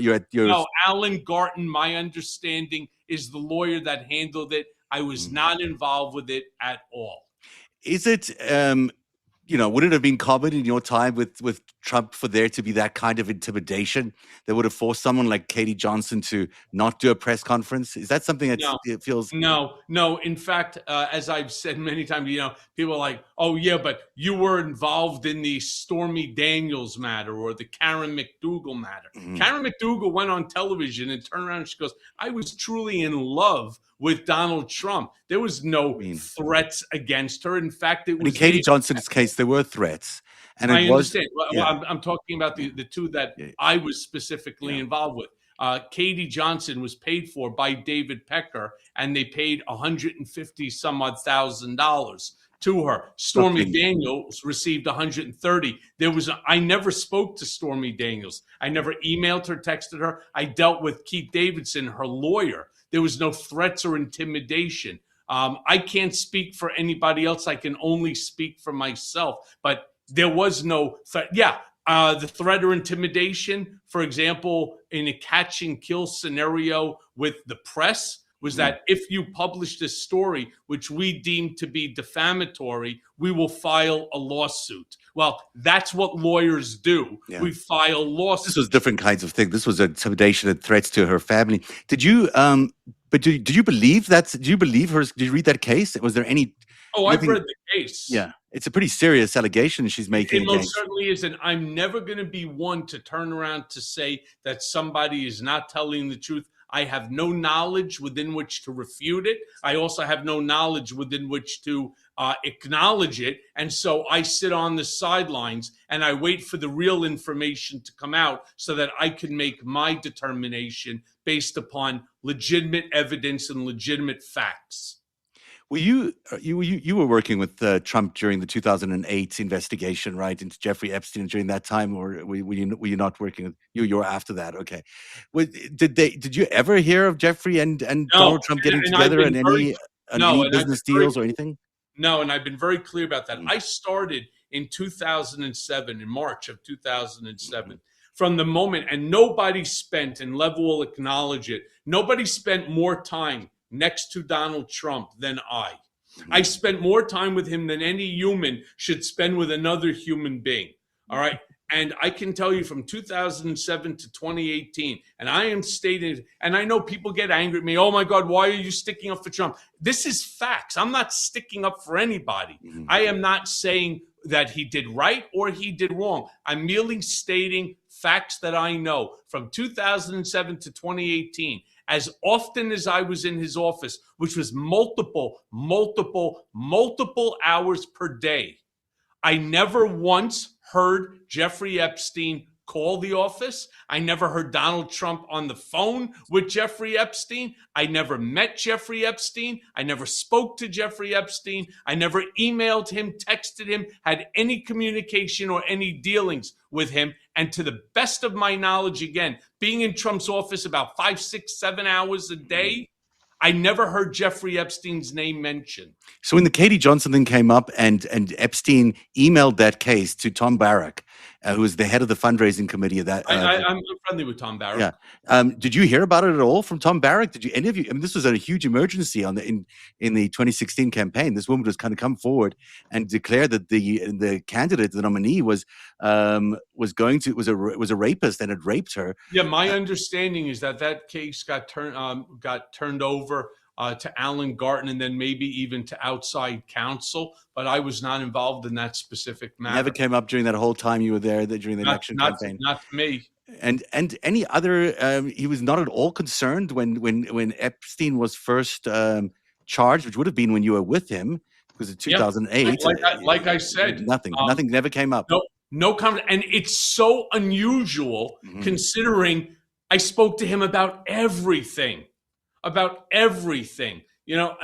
I mean, I knew obviously because I was involved in the house on South Ocean Drive, the one that really caused the rift between he and Jeffrey Epstein. You were involved in that. Yes, I was. In fact, Michael Wolff gave me information that even after all these years, I did not know. So what was your involvement in that? I'm just curious because that's really interesting that you were involved in the purchase of that house. Not the purchase, the sale. The sale, which the sale, I wasn't working for Trump at the time that this took place. So the sale was to Rybolovlev, right? Dmitry Rybolovlev. Yeah, that's for an extraordinary amount, $95 million or something like that. As opposed to is it an extraordinary amount? Not for South Ocean Drive. You had something like 300 feet of oceanfront property, something like it was an extraordinarily, large parcel with massive beach rights and so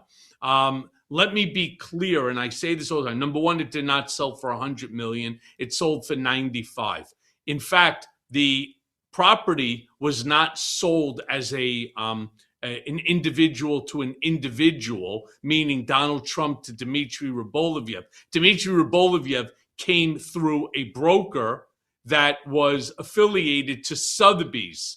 And rest assured, Trump is not given 5% as a commission to somebody on an arm's length transaction between himself and somebody else. It was completely out of the blue. He had sat with that property. He gave it to this real estate agent to sell it. They never expected this amount of money, even though, mind you, he put it on the market. I think it was on the market for about $120 million. Who did?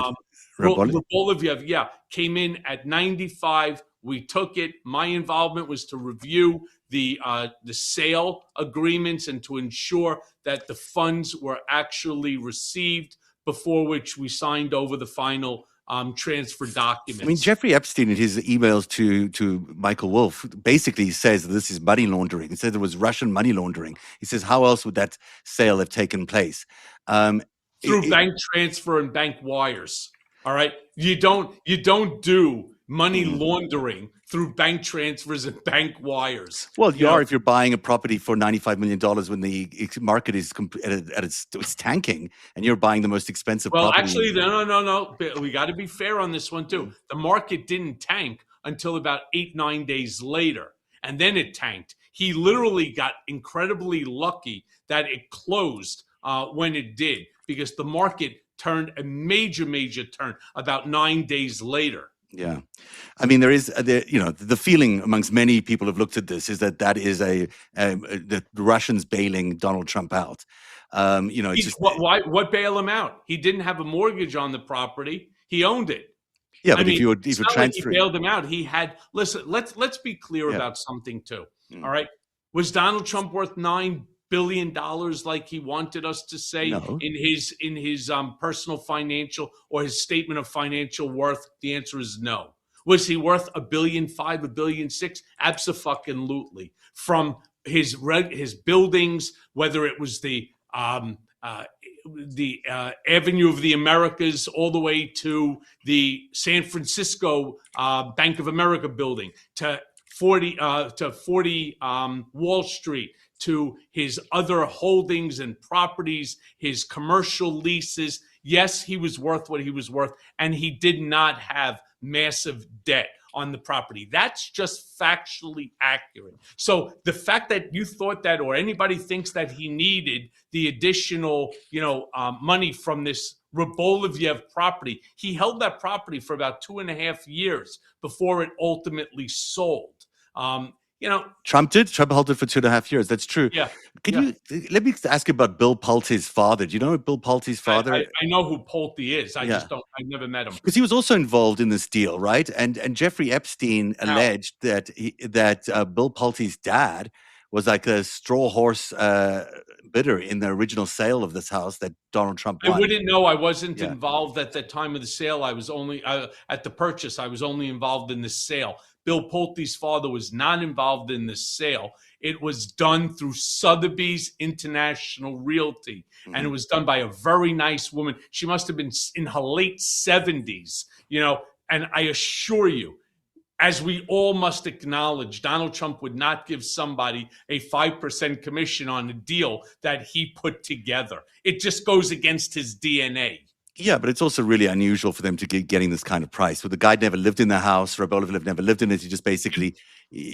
Remember, Rybolovlev, Lev, jump in here for a second. Rybolovlev is a major billionaire who is in the urea business. He was in fertilizer. Yeah, potash. Right. He was in this mess. He was insanely wealthy. He was buying this house for his daughter, the same way he bought apartment for like $70 million for his daughter as well. The money didn't matter to him. It was the location and it was the property itself. But then he doesn't do anything with it. He sells it off.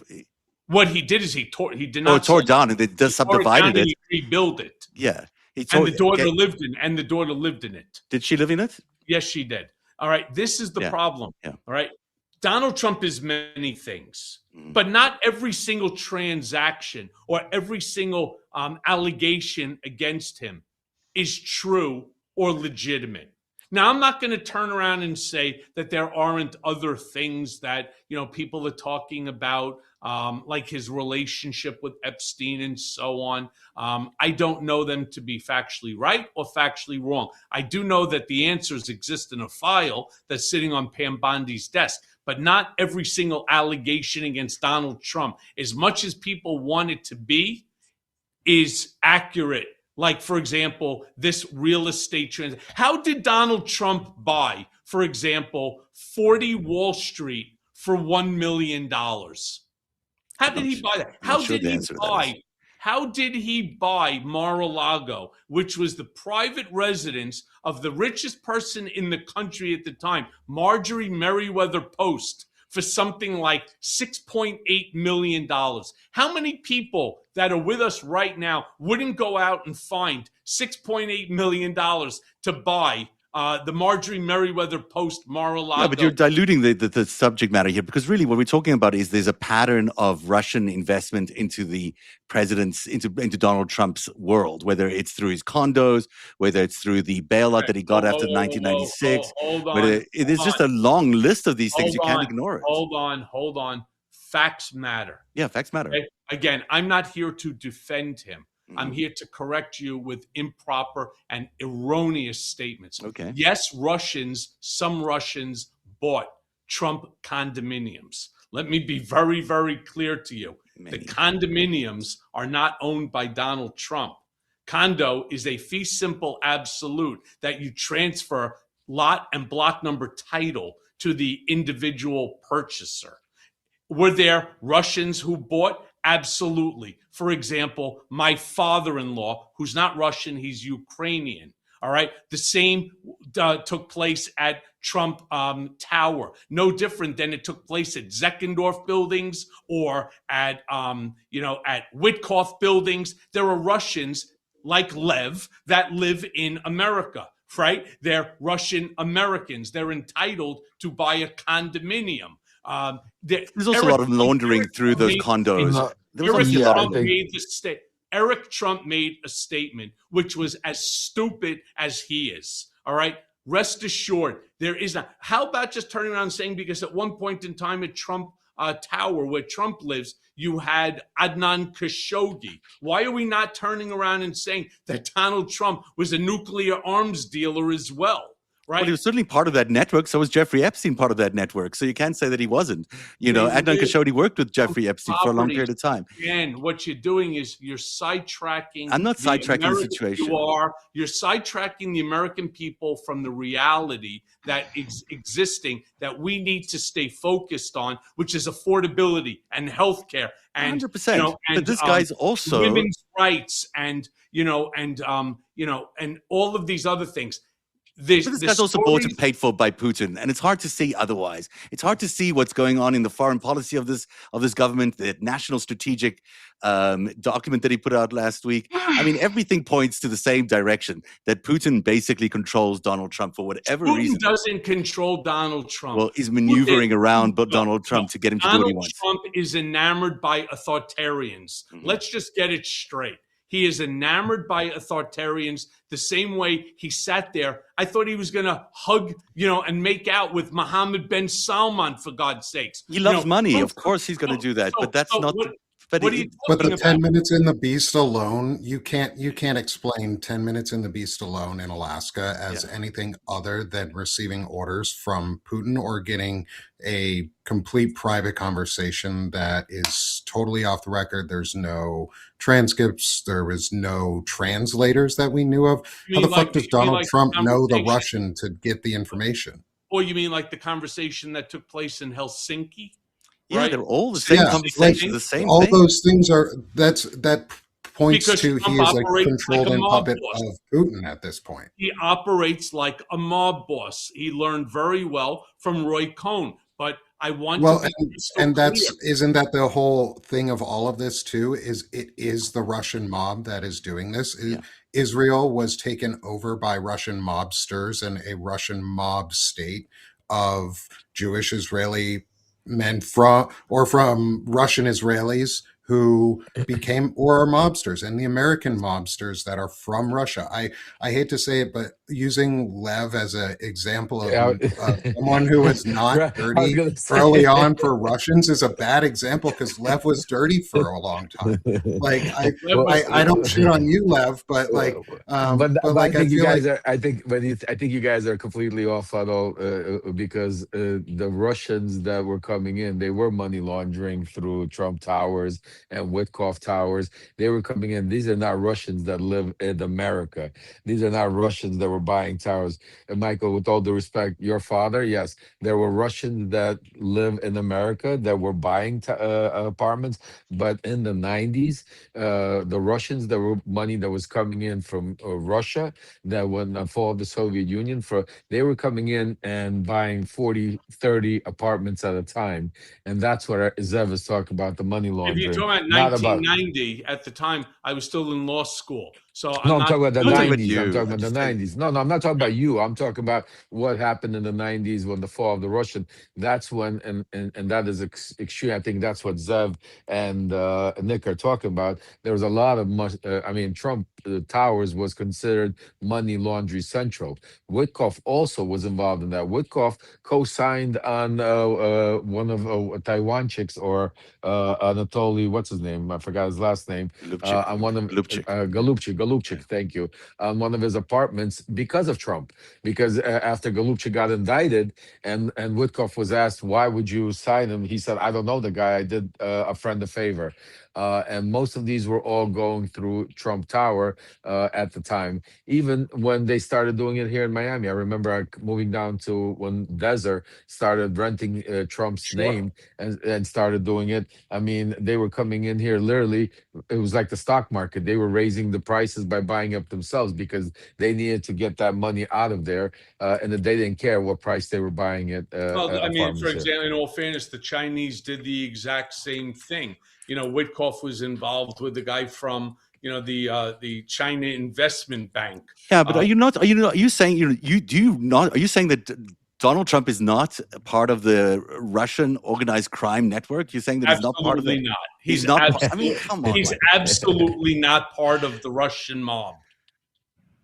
Has not I mean, benefited from How money can from we Russia. believe that Pregnant with all of pause. this By the evidence way, are you around saying now? did he benefit from Russian mob money? If they bought an apartment, sure. Or if they laundered money Every through his single real casinos. estate developer in New York and Florida and elsewhere, they all were buying, they were all selling to whoever the person is that's showing up to buy the property. I No get that. different than, you know, is Mercedes responsible because a guy came in and bought a vehicle who happens to be a You Russian sound mob? like you're still defending him. You sound like I'm you're still not in his. defending him. I'm trying to put you onto the right path. Well, the which right path is you know, that he what you're obviously- doing is you're conflating stupidity. Stop. I'm not Stop. conflating Right? stupidity. You are I'm conflating this is stupidity. factual It's an- record. yeah, it's not factual. It's factual in your mind. All right. That what? the That he bottom lost line. his What you're that he was doing is under you are investigation for ignoring- money you are laundering by the ignoring the New Jersey reality. Atlantic You're City. ignoring the reality that no one gives two shits about who he sold an apartment to in Yes, they 1990. do. Yes, they give a Only shit, you two do, shits because about you- that.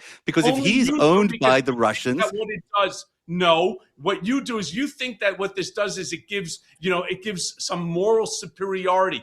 We're not able to afford shit anymore. All they talk about is the fact that oil is 30 cents less a gallon and that you could buy your eggs cheaper when people can't afford health care. They can't afford to live. They can't afford a decent wage. That's what's going to win us the election. this is not. We're not talking sitting in an about election stupidity in strategy 1990. session here. We're not sitting in an election strategy session here. We're having a conversation after the president of the United States just did a speech to the nation, and his credibility is on the line. And when you look at his relationship with Putin, and you look at his He relationship doesn't with have a relationship with Putin. he has a relationship with somebody who's giving him Putin's marching orders. If he's not, then Witkoff is. Somebody's going in there and delivering everything that Putin wants to him on a silver platter.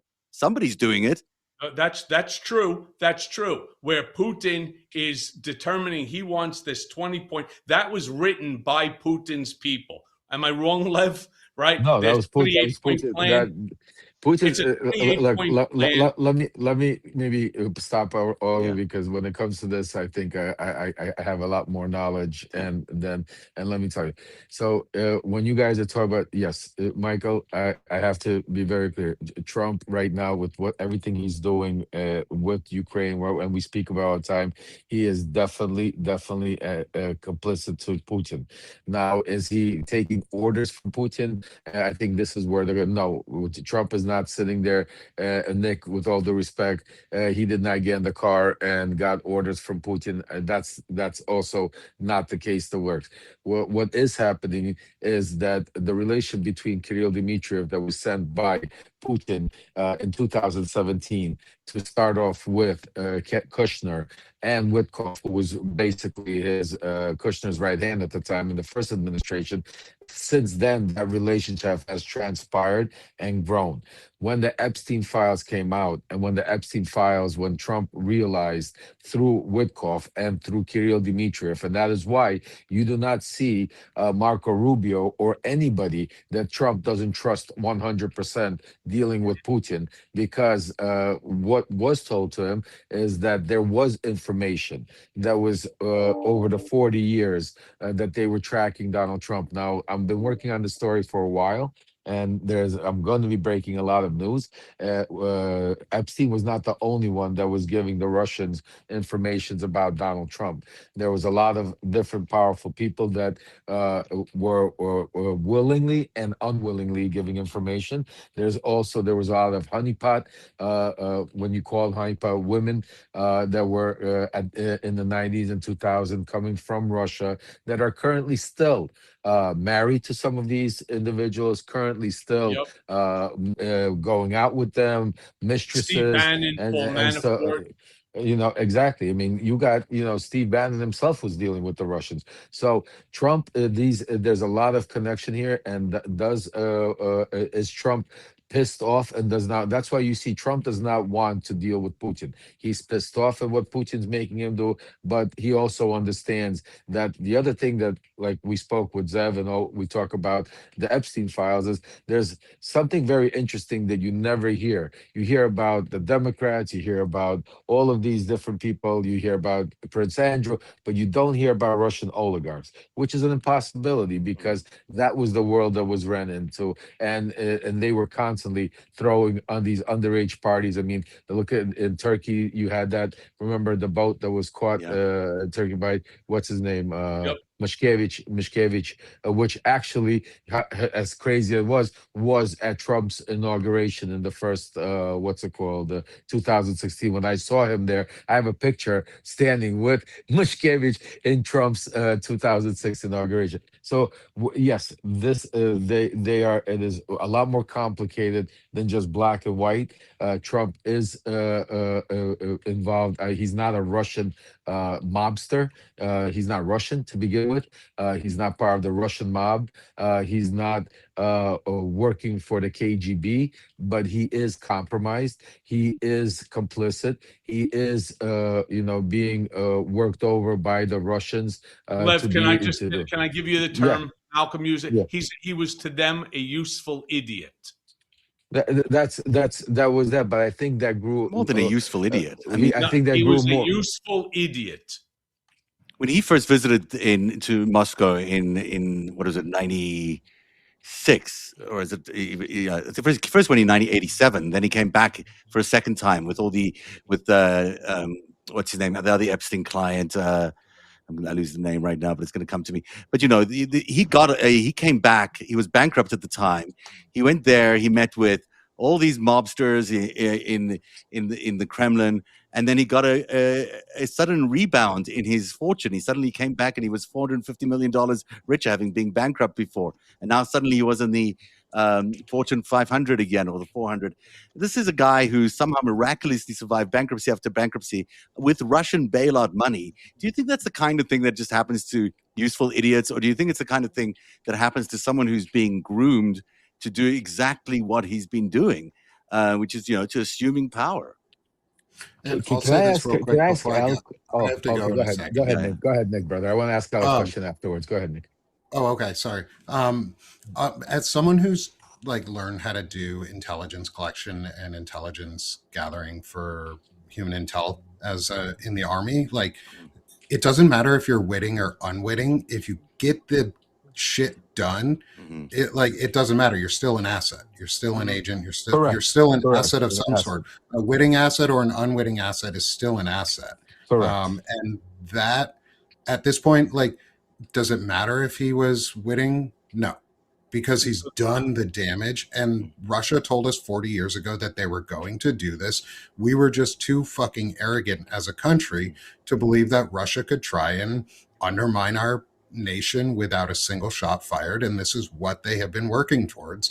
Whether Donald Trump knew it or not, it doesn't matter. He allowed it to happen, and nobody around him who did know that it was happening to him stopped it in the end. Nobody has been 100%. able to stop him. They hit the And jackpot with him. You're 100% right, Mhm. Nick. Yeah. He was one So of many, and with him, they hit the jackpot. You're 100% yeah, and they right. trained him well. A dumb dog can be trained really well, or a dumb person can be trained with food and repeated treats over and over again. And for Donald Trump, that could have been the Epstein file, anything in the Epstein files, or the money, or just the fame and the accolades, whatever it was for him. they hit his honeypot and said, Yeah. here, we're gonna Pavlov's dog you every time you do something we want. We're gonna give you $1 million, or we're gonna give you a underage girl, or we're gonna give you a free trip, or we're gonna give you a business dealing or a new hotel or something like that. Like, I'm not saying that's how it's all done, but that's part of it. Is he was bought off, witting or unwitting, and we have to acknowledge we are willing to acknowledge a lot of that. And Russia's pretty good at this stuff. Well, that's Yeah, part of they're the very KGB. good at I mean, this. well, absolutely, that's part of what KGB, all intelligence agencies do. They try to find what Trump fits the perfect mold. We speak about that with Malcolm Nance all the time. He's somebody that is a narcissist, somebody that is willing to cross the line, willing to break the law, is power hungry and money hungry. Those facts are a perfect fit for, and he's powerful, and he visits and runs in very powerful circles. That's the perfect target for any asset. They would never think that he's. I mean, any intelligence service making it to the White House was just like winning the It big was prize. aspirational. That's the mega ball. The mega, Right? exactly. Yeah, The they mega hit the ball. jackpot on At the that. jackpot. Yeah, they never thought that, but that you're 100%. Yeah. But Nick, go ahead. Before you finish, I want to ask Elle also some question because she's done some incredible work, and I want to ask her some because she's been digging into these emails, and I know so many of them. I can't believe that you're still up and you can see straight out because I someone know else waiting she's in the been wings Drink a too. lot of coffee. a lot of coffee. Yeah. What I wanted to ask you because the two and this is part of some of the things I'm looking that has to do with Zev's questions and what Michael's talking about, what Trump's complicity and the emails that really touched me was the email right before Helsinki when that we seen that Epstein was talking with an ambassador about how he and Victor Churkin had this long relationship, how he's given all this information to Victor Churkin, and then also another email where he's speaking with his brother Mark, talking about that whole Bubba thing. But in that same email, everybody concentrated on Bubba, but in that email, he's also speaking with Mark, saying, "Do you think Bannon handed over to the Russians the information?" We know his relationship with Bannon was very close at the time. So, have you seen any more emails or anything with others, or more where information was given over to either Victor Churkin, any of the Russians, or Bannon, or any of that stuff more leading He to it? he talks directly about Putin. I mean, he talks about meeting with Putin's people. He talks about meeting with Putin. I don't know if he ever actually did meet with Putin. He's involved with things that you would think a civilian wouldn't be involved in, as far as like global finance and global leadership. And then as he becomes closer friends, and I was talking earlier about this with Waj, but like there was a power dynamic shift between Bannon and Epstein, where at first Bannon was really looking up to Epstein and wanting to get closer to him because he thought he was involved in CIA and intelligence, and Bannon really wanted to get back in the White House and work for the CIA. And then it kind of shifted as Epstein became more isolated and he knew he was under surveillance, and things were kind of going downhill for him. And then Bannon started to grow and create this whole new political image for himself because he was out of the White House. And it was as if Epstein was kind of like counseling him and advising him on what to say to these global leaders, and that included Putin. He was talking about Putin and meeting with Putin's people. So there was a lot of discussion of Russia. There was a lot of discussion of the Crown Prince. He was in there all over the place. There was just all these different people that you would think he shouldn't be involved with. Like he didn't work for the White House. He didn't work for the government or the administration. And yet he was meeting and connecting all these people who were then asking him, like it was like the vice chair of finance of China is asking Epstein how to get a loan from the US. Like it's just all this really weird stuff that isn't his job and shouldn't be his job, that should be going through the government. So Putin was part of that. That was all included in that. He definitely was, if not meeting with him, he was meeting with intermediaries who were then passing the information to Putin, and then vice versa. There are more emails with conversation Yeah. besides those two. Yeah. I would love to maybe get together, or when you have a Yeah. chance, maybe me and you could talk, because I'm putting to right now with a lot of my sources behind the scenes. That's some of the things that I'm like now working on. Besides Epstein, there's some other Hmm. people in Trump's inner circle that, like Nick said, willingly or unwillingly, but Right. through the years, we're giving very delicate information, especially when he became president.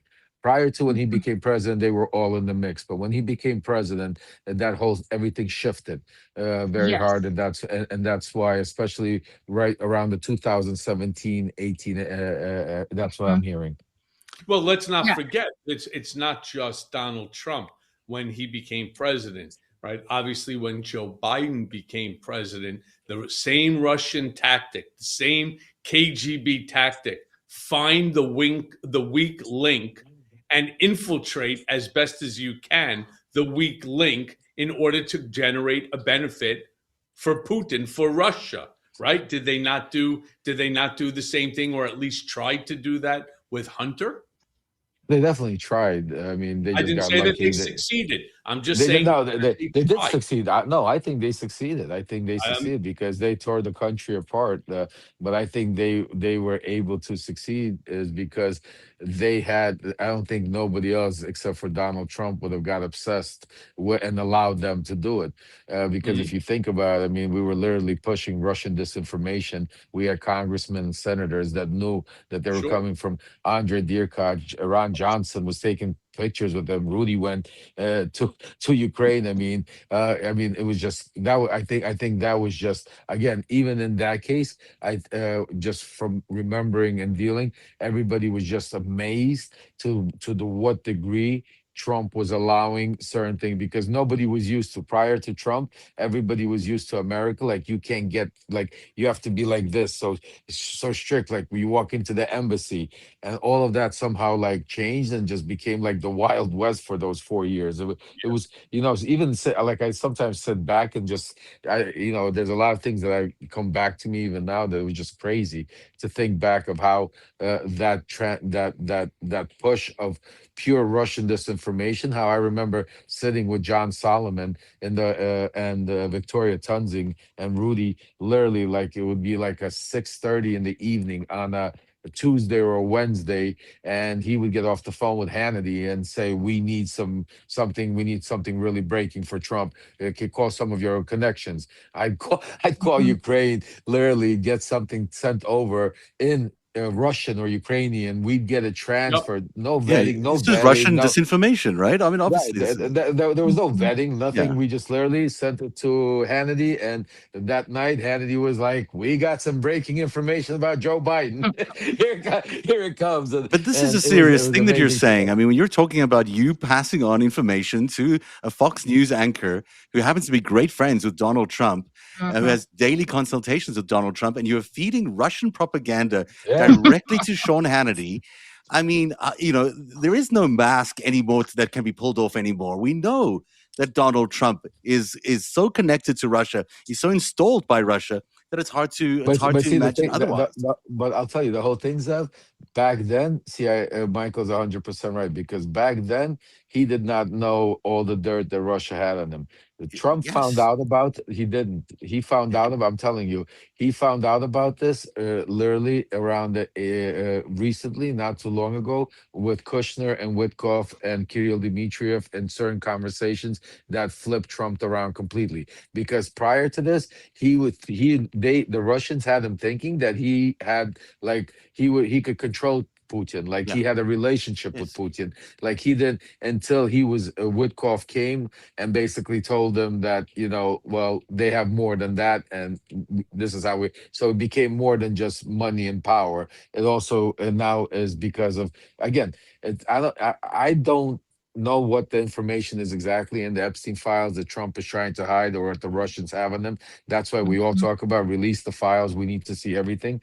But I know that it's connected to financial. and connected also what I heard from a very close source, that is the fear that he's worried about is the link that he will never be able to change the history. He will always go down as a Russian asset, which he believes he was. Like Michael says, he doesn't think he was working for the Russians all these years when he, like Zev and El agree, when he really was. You know what I'm saying? He To you was. doing He this was, stuff. whether Yeah, you knew it or I not. agree. No, And I agree with you. He yeah, was 100%. But yeah. I'm just saying to you, but in his mind, he didn't realize it until recently. And that's why you're seeing Witkoff go down 7 times. I mean, it's unheard of to have somebody, I mean, without the Secretary of State. Without You got not even once, not even you got once. the duo of of dumb shittery, right, Yeah. going down there and trying. I mean, between Kushner and Witkoff, really. I mean, Yeah, it's this stunning. is It's stunning that that's the duo. way we've got It here. is stunning. It's the duo of stupidity going down there in order to try to outsmart the KGB. Good freaking luck on that one. Yeah, it's not going to happen. Yeah. You guys have been really patient and been here all night long, and I'm thrilled you're here. I've also got one other person I want to join, but if anyone does need to leave, Well, I'm going to I jump. do. I Yeah, understand. I'm I sorry. also have to Thank go. you, guys. You've Oh been amazing. no, we're leaving. Everyone needs to subscribe to you, all these 3 people, because they're all fantastic. Thanks, guys. And Ellie Leonard is one of those people from the Panicked Writer. Fantastic work that she's been I doing love the lately. Panic, by the way. Yeah, it's Thank you. awesome. Ali, Thank you. Ali, It incredible was nice work. to meet you, Definitely. Michael. The same. We'll stay in touch too. Yeah, for sure. And I definitely, Ali, let's get in touch. Yeah. I put my I put my DM email me. in the chat, so if you wanna or, reach or out, just then I can. or just DM me or whatever. But definitely, all I'll right, get in cool. touch I can with pass on you. your details as well. Oh, perfect. Yeah. Zev could, Yeah. because I think we could do some work together and do a breaking story all together, and some of the stuff I'm working on. Can I just say one thing before I split? Of course, And, Michael. Go ahead. The most important thing that we have to remember is we are about 1 year now and counting down to the 2026 midterm elections. We can have all the debates here about what a piece of shit the guy is, that every single time he breathes, he should, he's violating the law or whatever your animus is, to the extent, if it's a 5, a 6, a 9, or a 12, it makes no difference to me.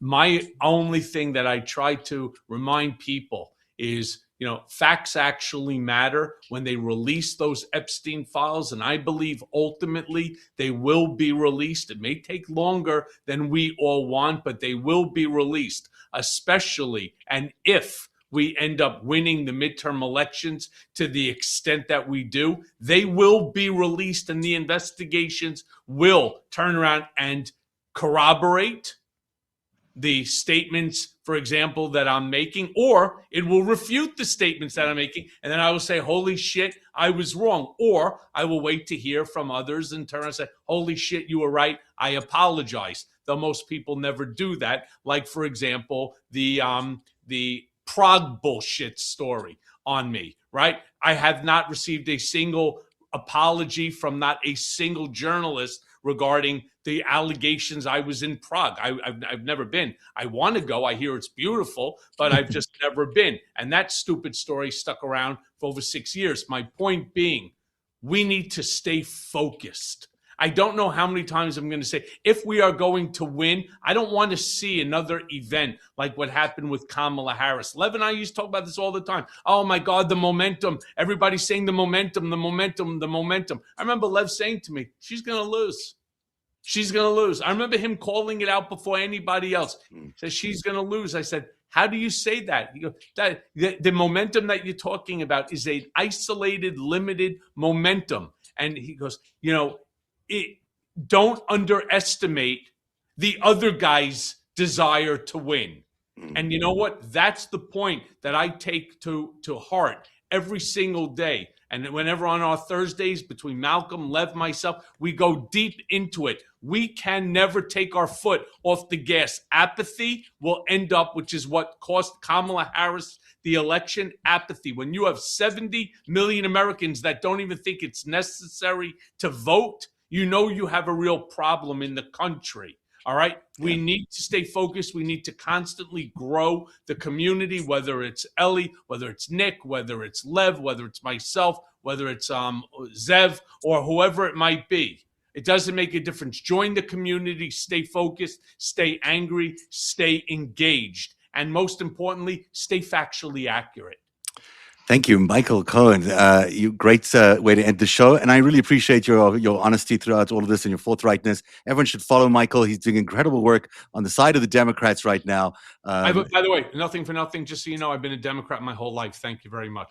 I'm glad you've been a Democrat. I'm glad you're on the right side as well right now. So we appreciate everything you're doing. This is a fight where we all have to be allies, because this is a big fight up ahead of us, especially in this next election. And we certainly need leadership that understands that. So Michael Cohen, follow him. Lev Parnas from Lev Remembers, who's is one of the best followers on Substack, without a doubt. Everyone should follow him. Ellie Leonard from the Panicked Writer. Thank you for being here tonight. I've got one other guest that I'm bringing in after that, but I want to thank you all for this very long. I wish everybody a great night. Ellie, Lev. Good night, guys. Good night. See you tomorrow, Michael. I want to say, everybody, Zev, thank you so much for having this roundtable. Ellie, thank you for coming. I think this was great. I think we had an incredible, great conversation. We have over 3,000 people right now at 10 o'clock at night watching, which is incredible, which is great. I just want to tell each and every one of you out there, this is real independent journalism.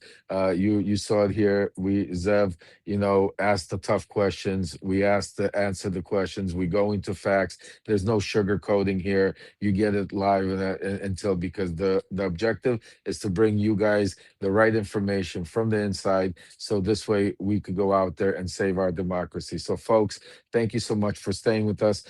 Tomorrow's a big day. We have a lot of more news that's breaking. The Epstein files on Friday. So stay tuned. Big day. Zev, thanks for having me. Good night, my brother. I'll talk to you tomorrow. Cheers. Have a great one. Thank you, Lev. Lev Parnas from Lev Remembers. I'm going to just bring in one other guest, because she has been waiting in the wings for a little too long. And I apologize to you, T, from This Will Hold.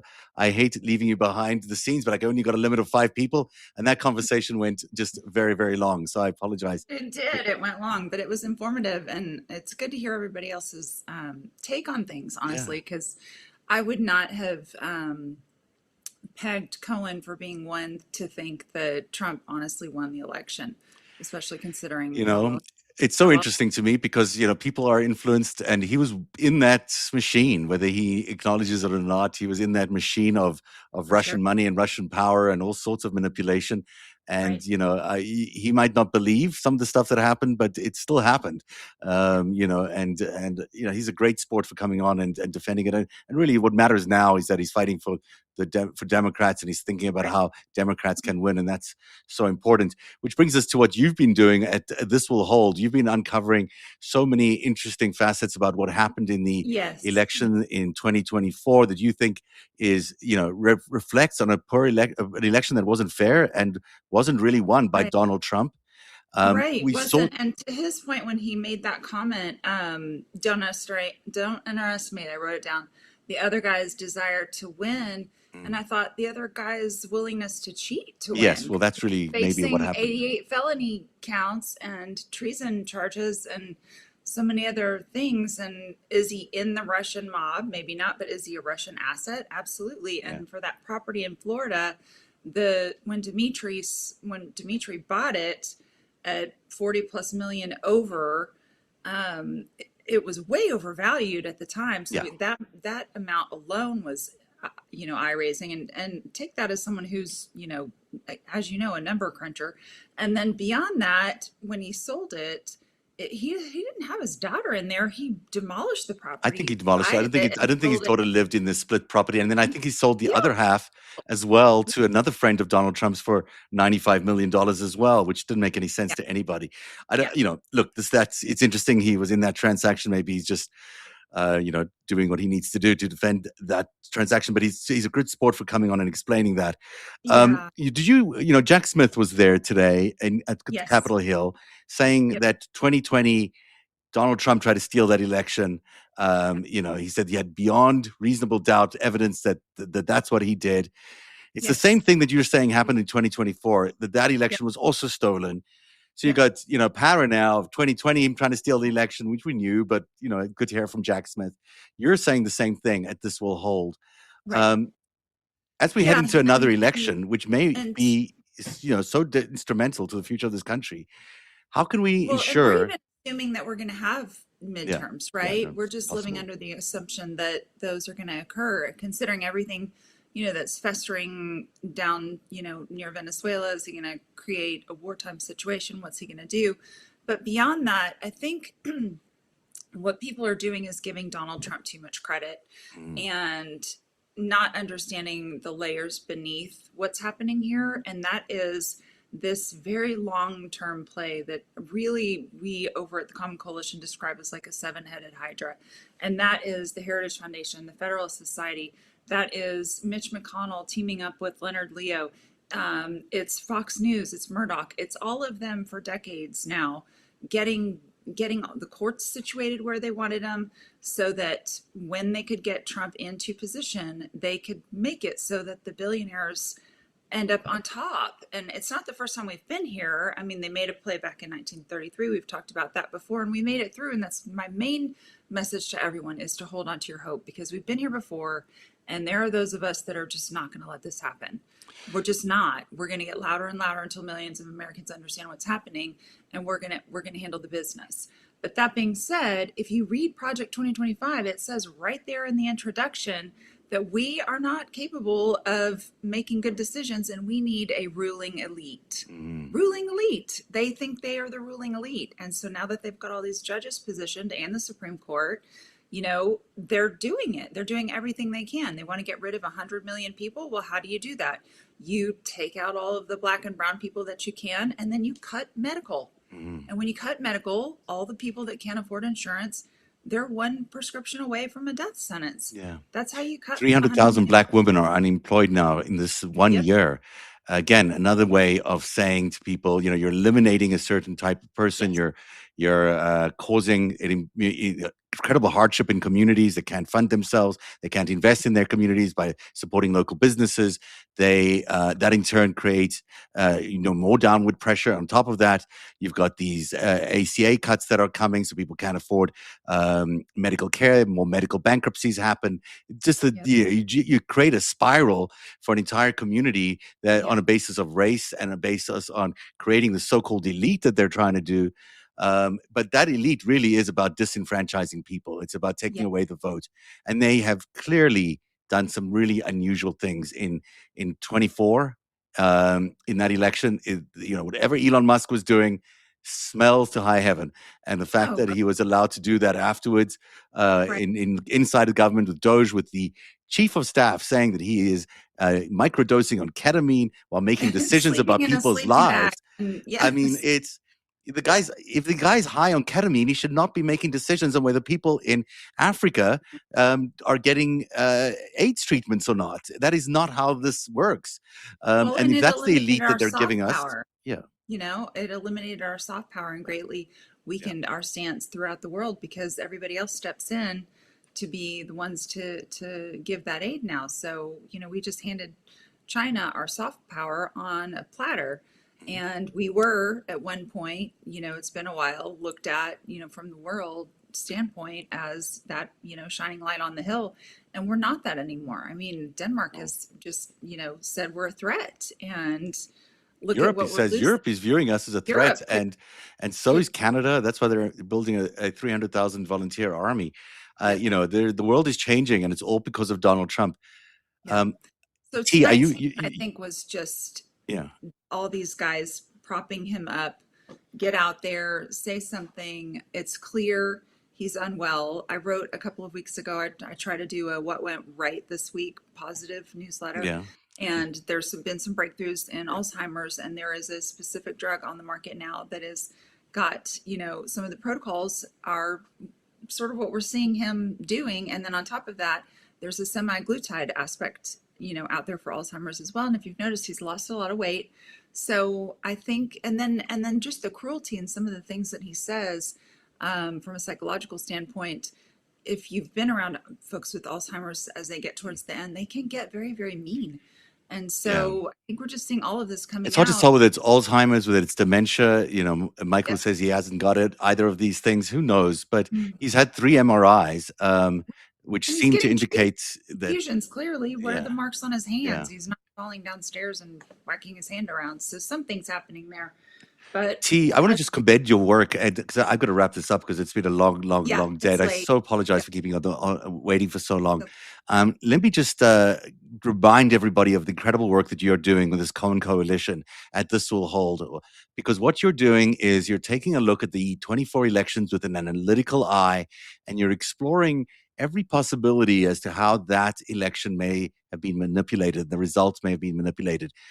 I think a lot of us had a feeling on that day that something was really weird that went on. That as the day went on, as the results came out, that person should not have been elected president. But elections are what they are, and that's where we are today.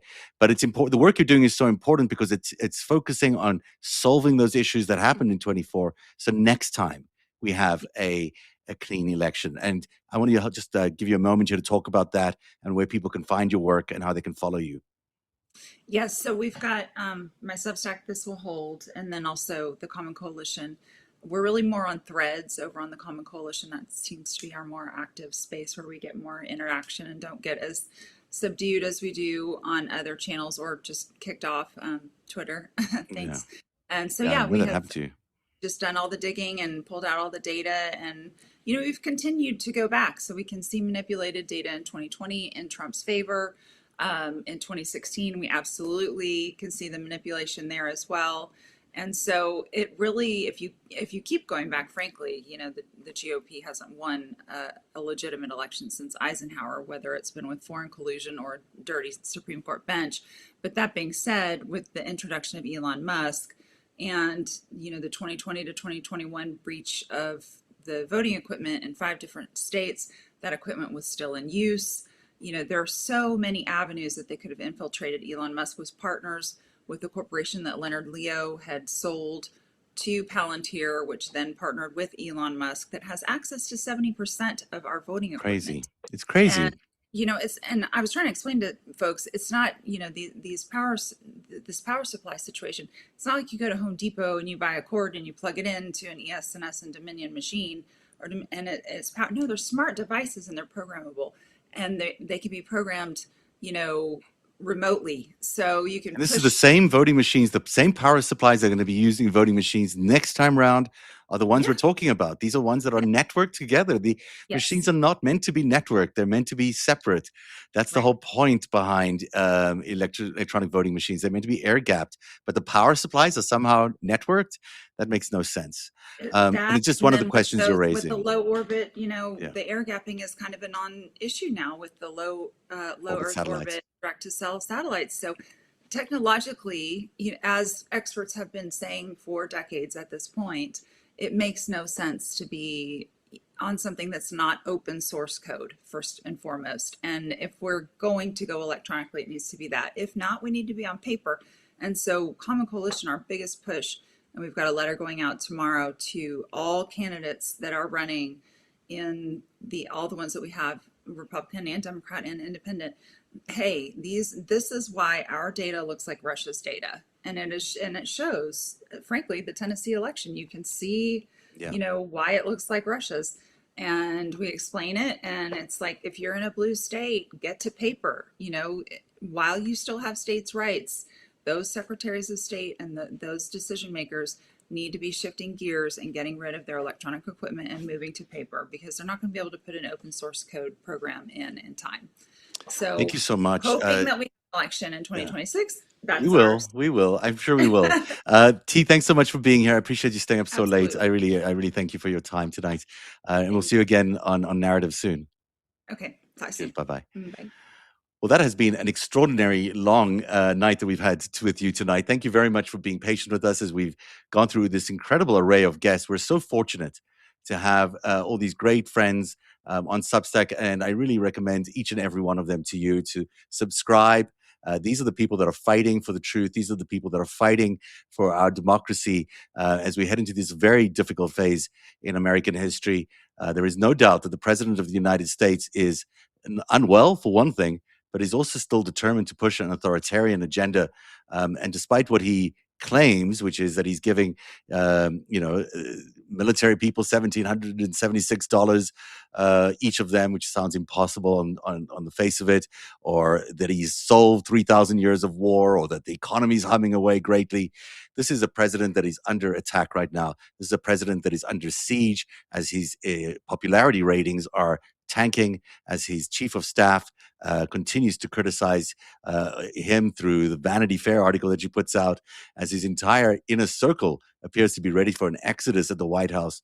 This is a time when this man could do almost anything, and we need to be careful and be vigilant as we continue our coverage here on Narrative. Thank you very much for being here tonight. We shall see you again in a few, tomorrow actually at 3:00. We'll be back with the 5-stack at 3:00 tomorrow. And I'll leave you with a little bit of tonight's speech. Let's listen to Donald Trump on the nuclear threat and the 3,000-year war that he solved. I've restored American strength, settled 8 wars in 10 months, destroyed the Iran nuclear threat, and ended the war in Gaza, bringing for the first time in 3,000 years peace to the Middle East, and secured the release of the hostages, both living and dead. Here at home, we're bringing our economy back from the brink of ruin. The last administration and their allies in Congress looted our treasury, trillions of dollars, driving up prices and everything at levels never seen before. I am bringing those high prices down and bringing them down very fast.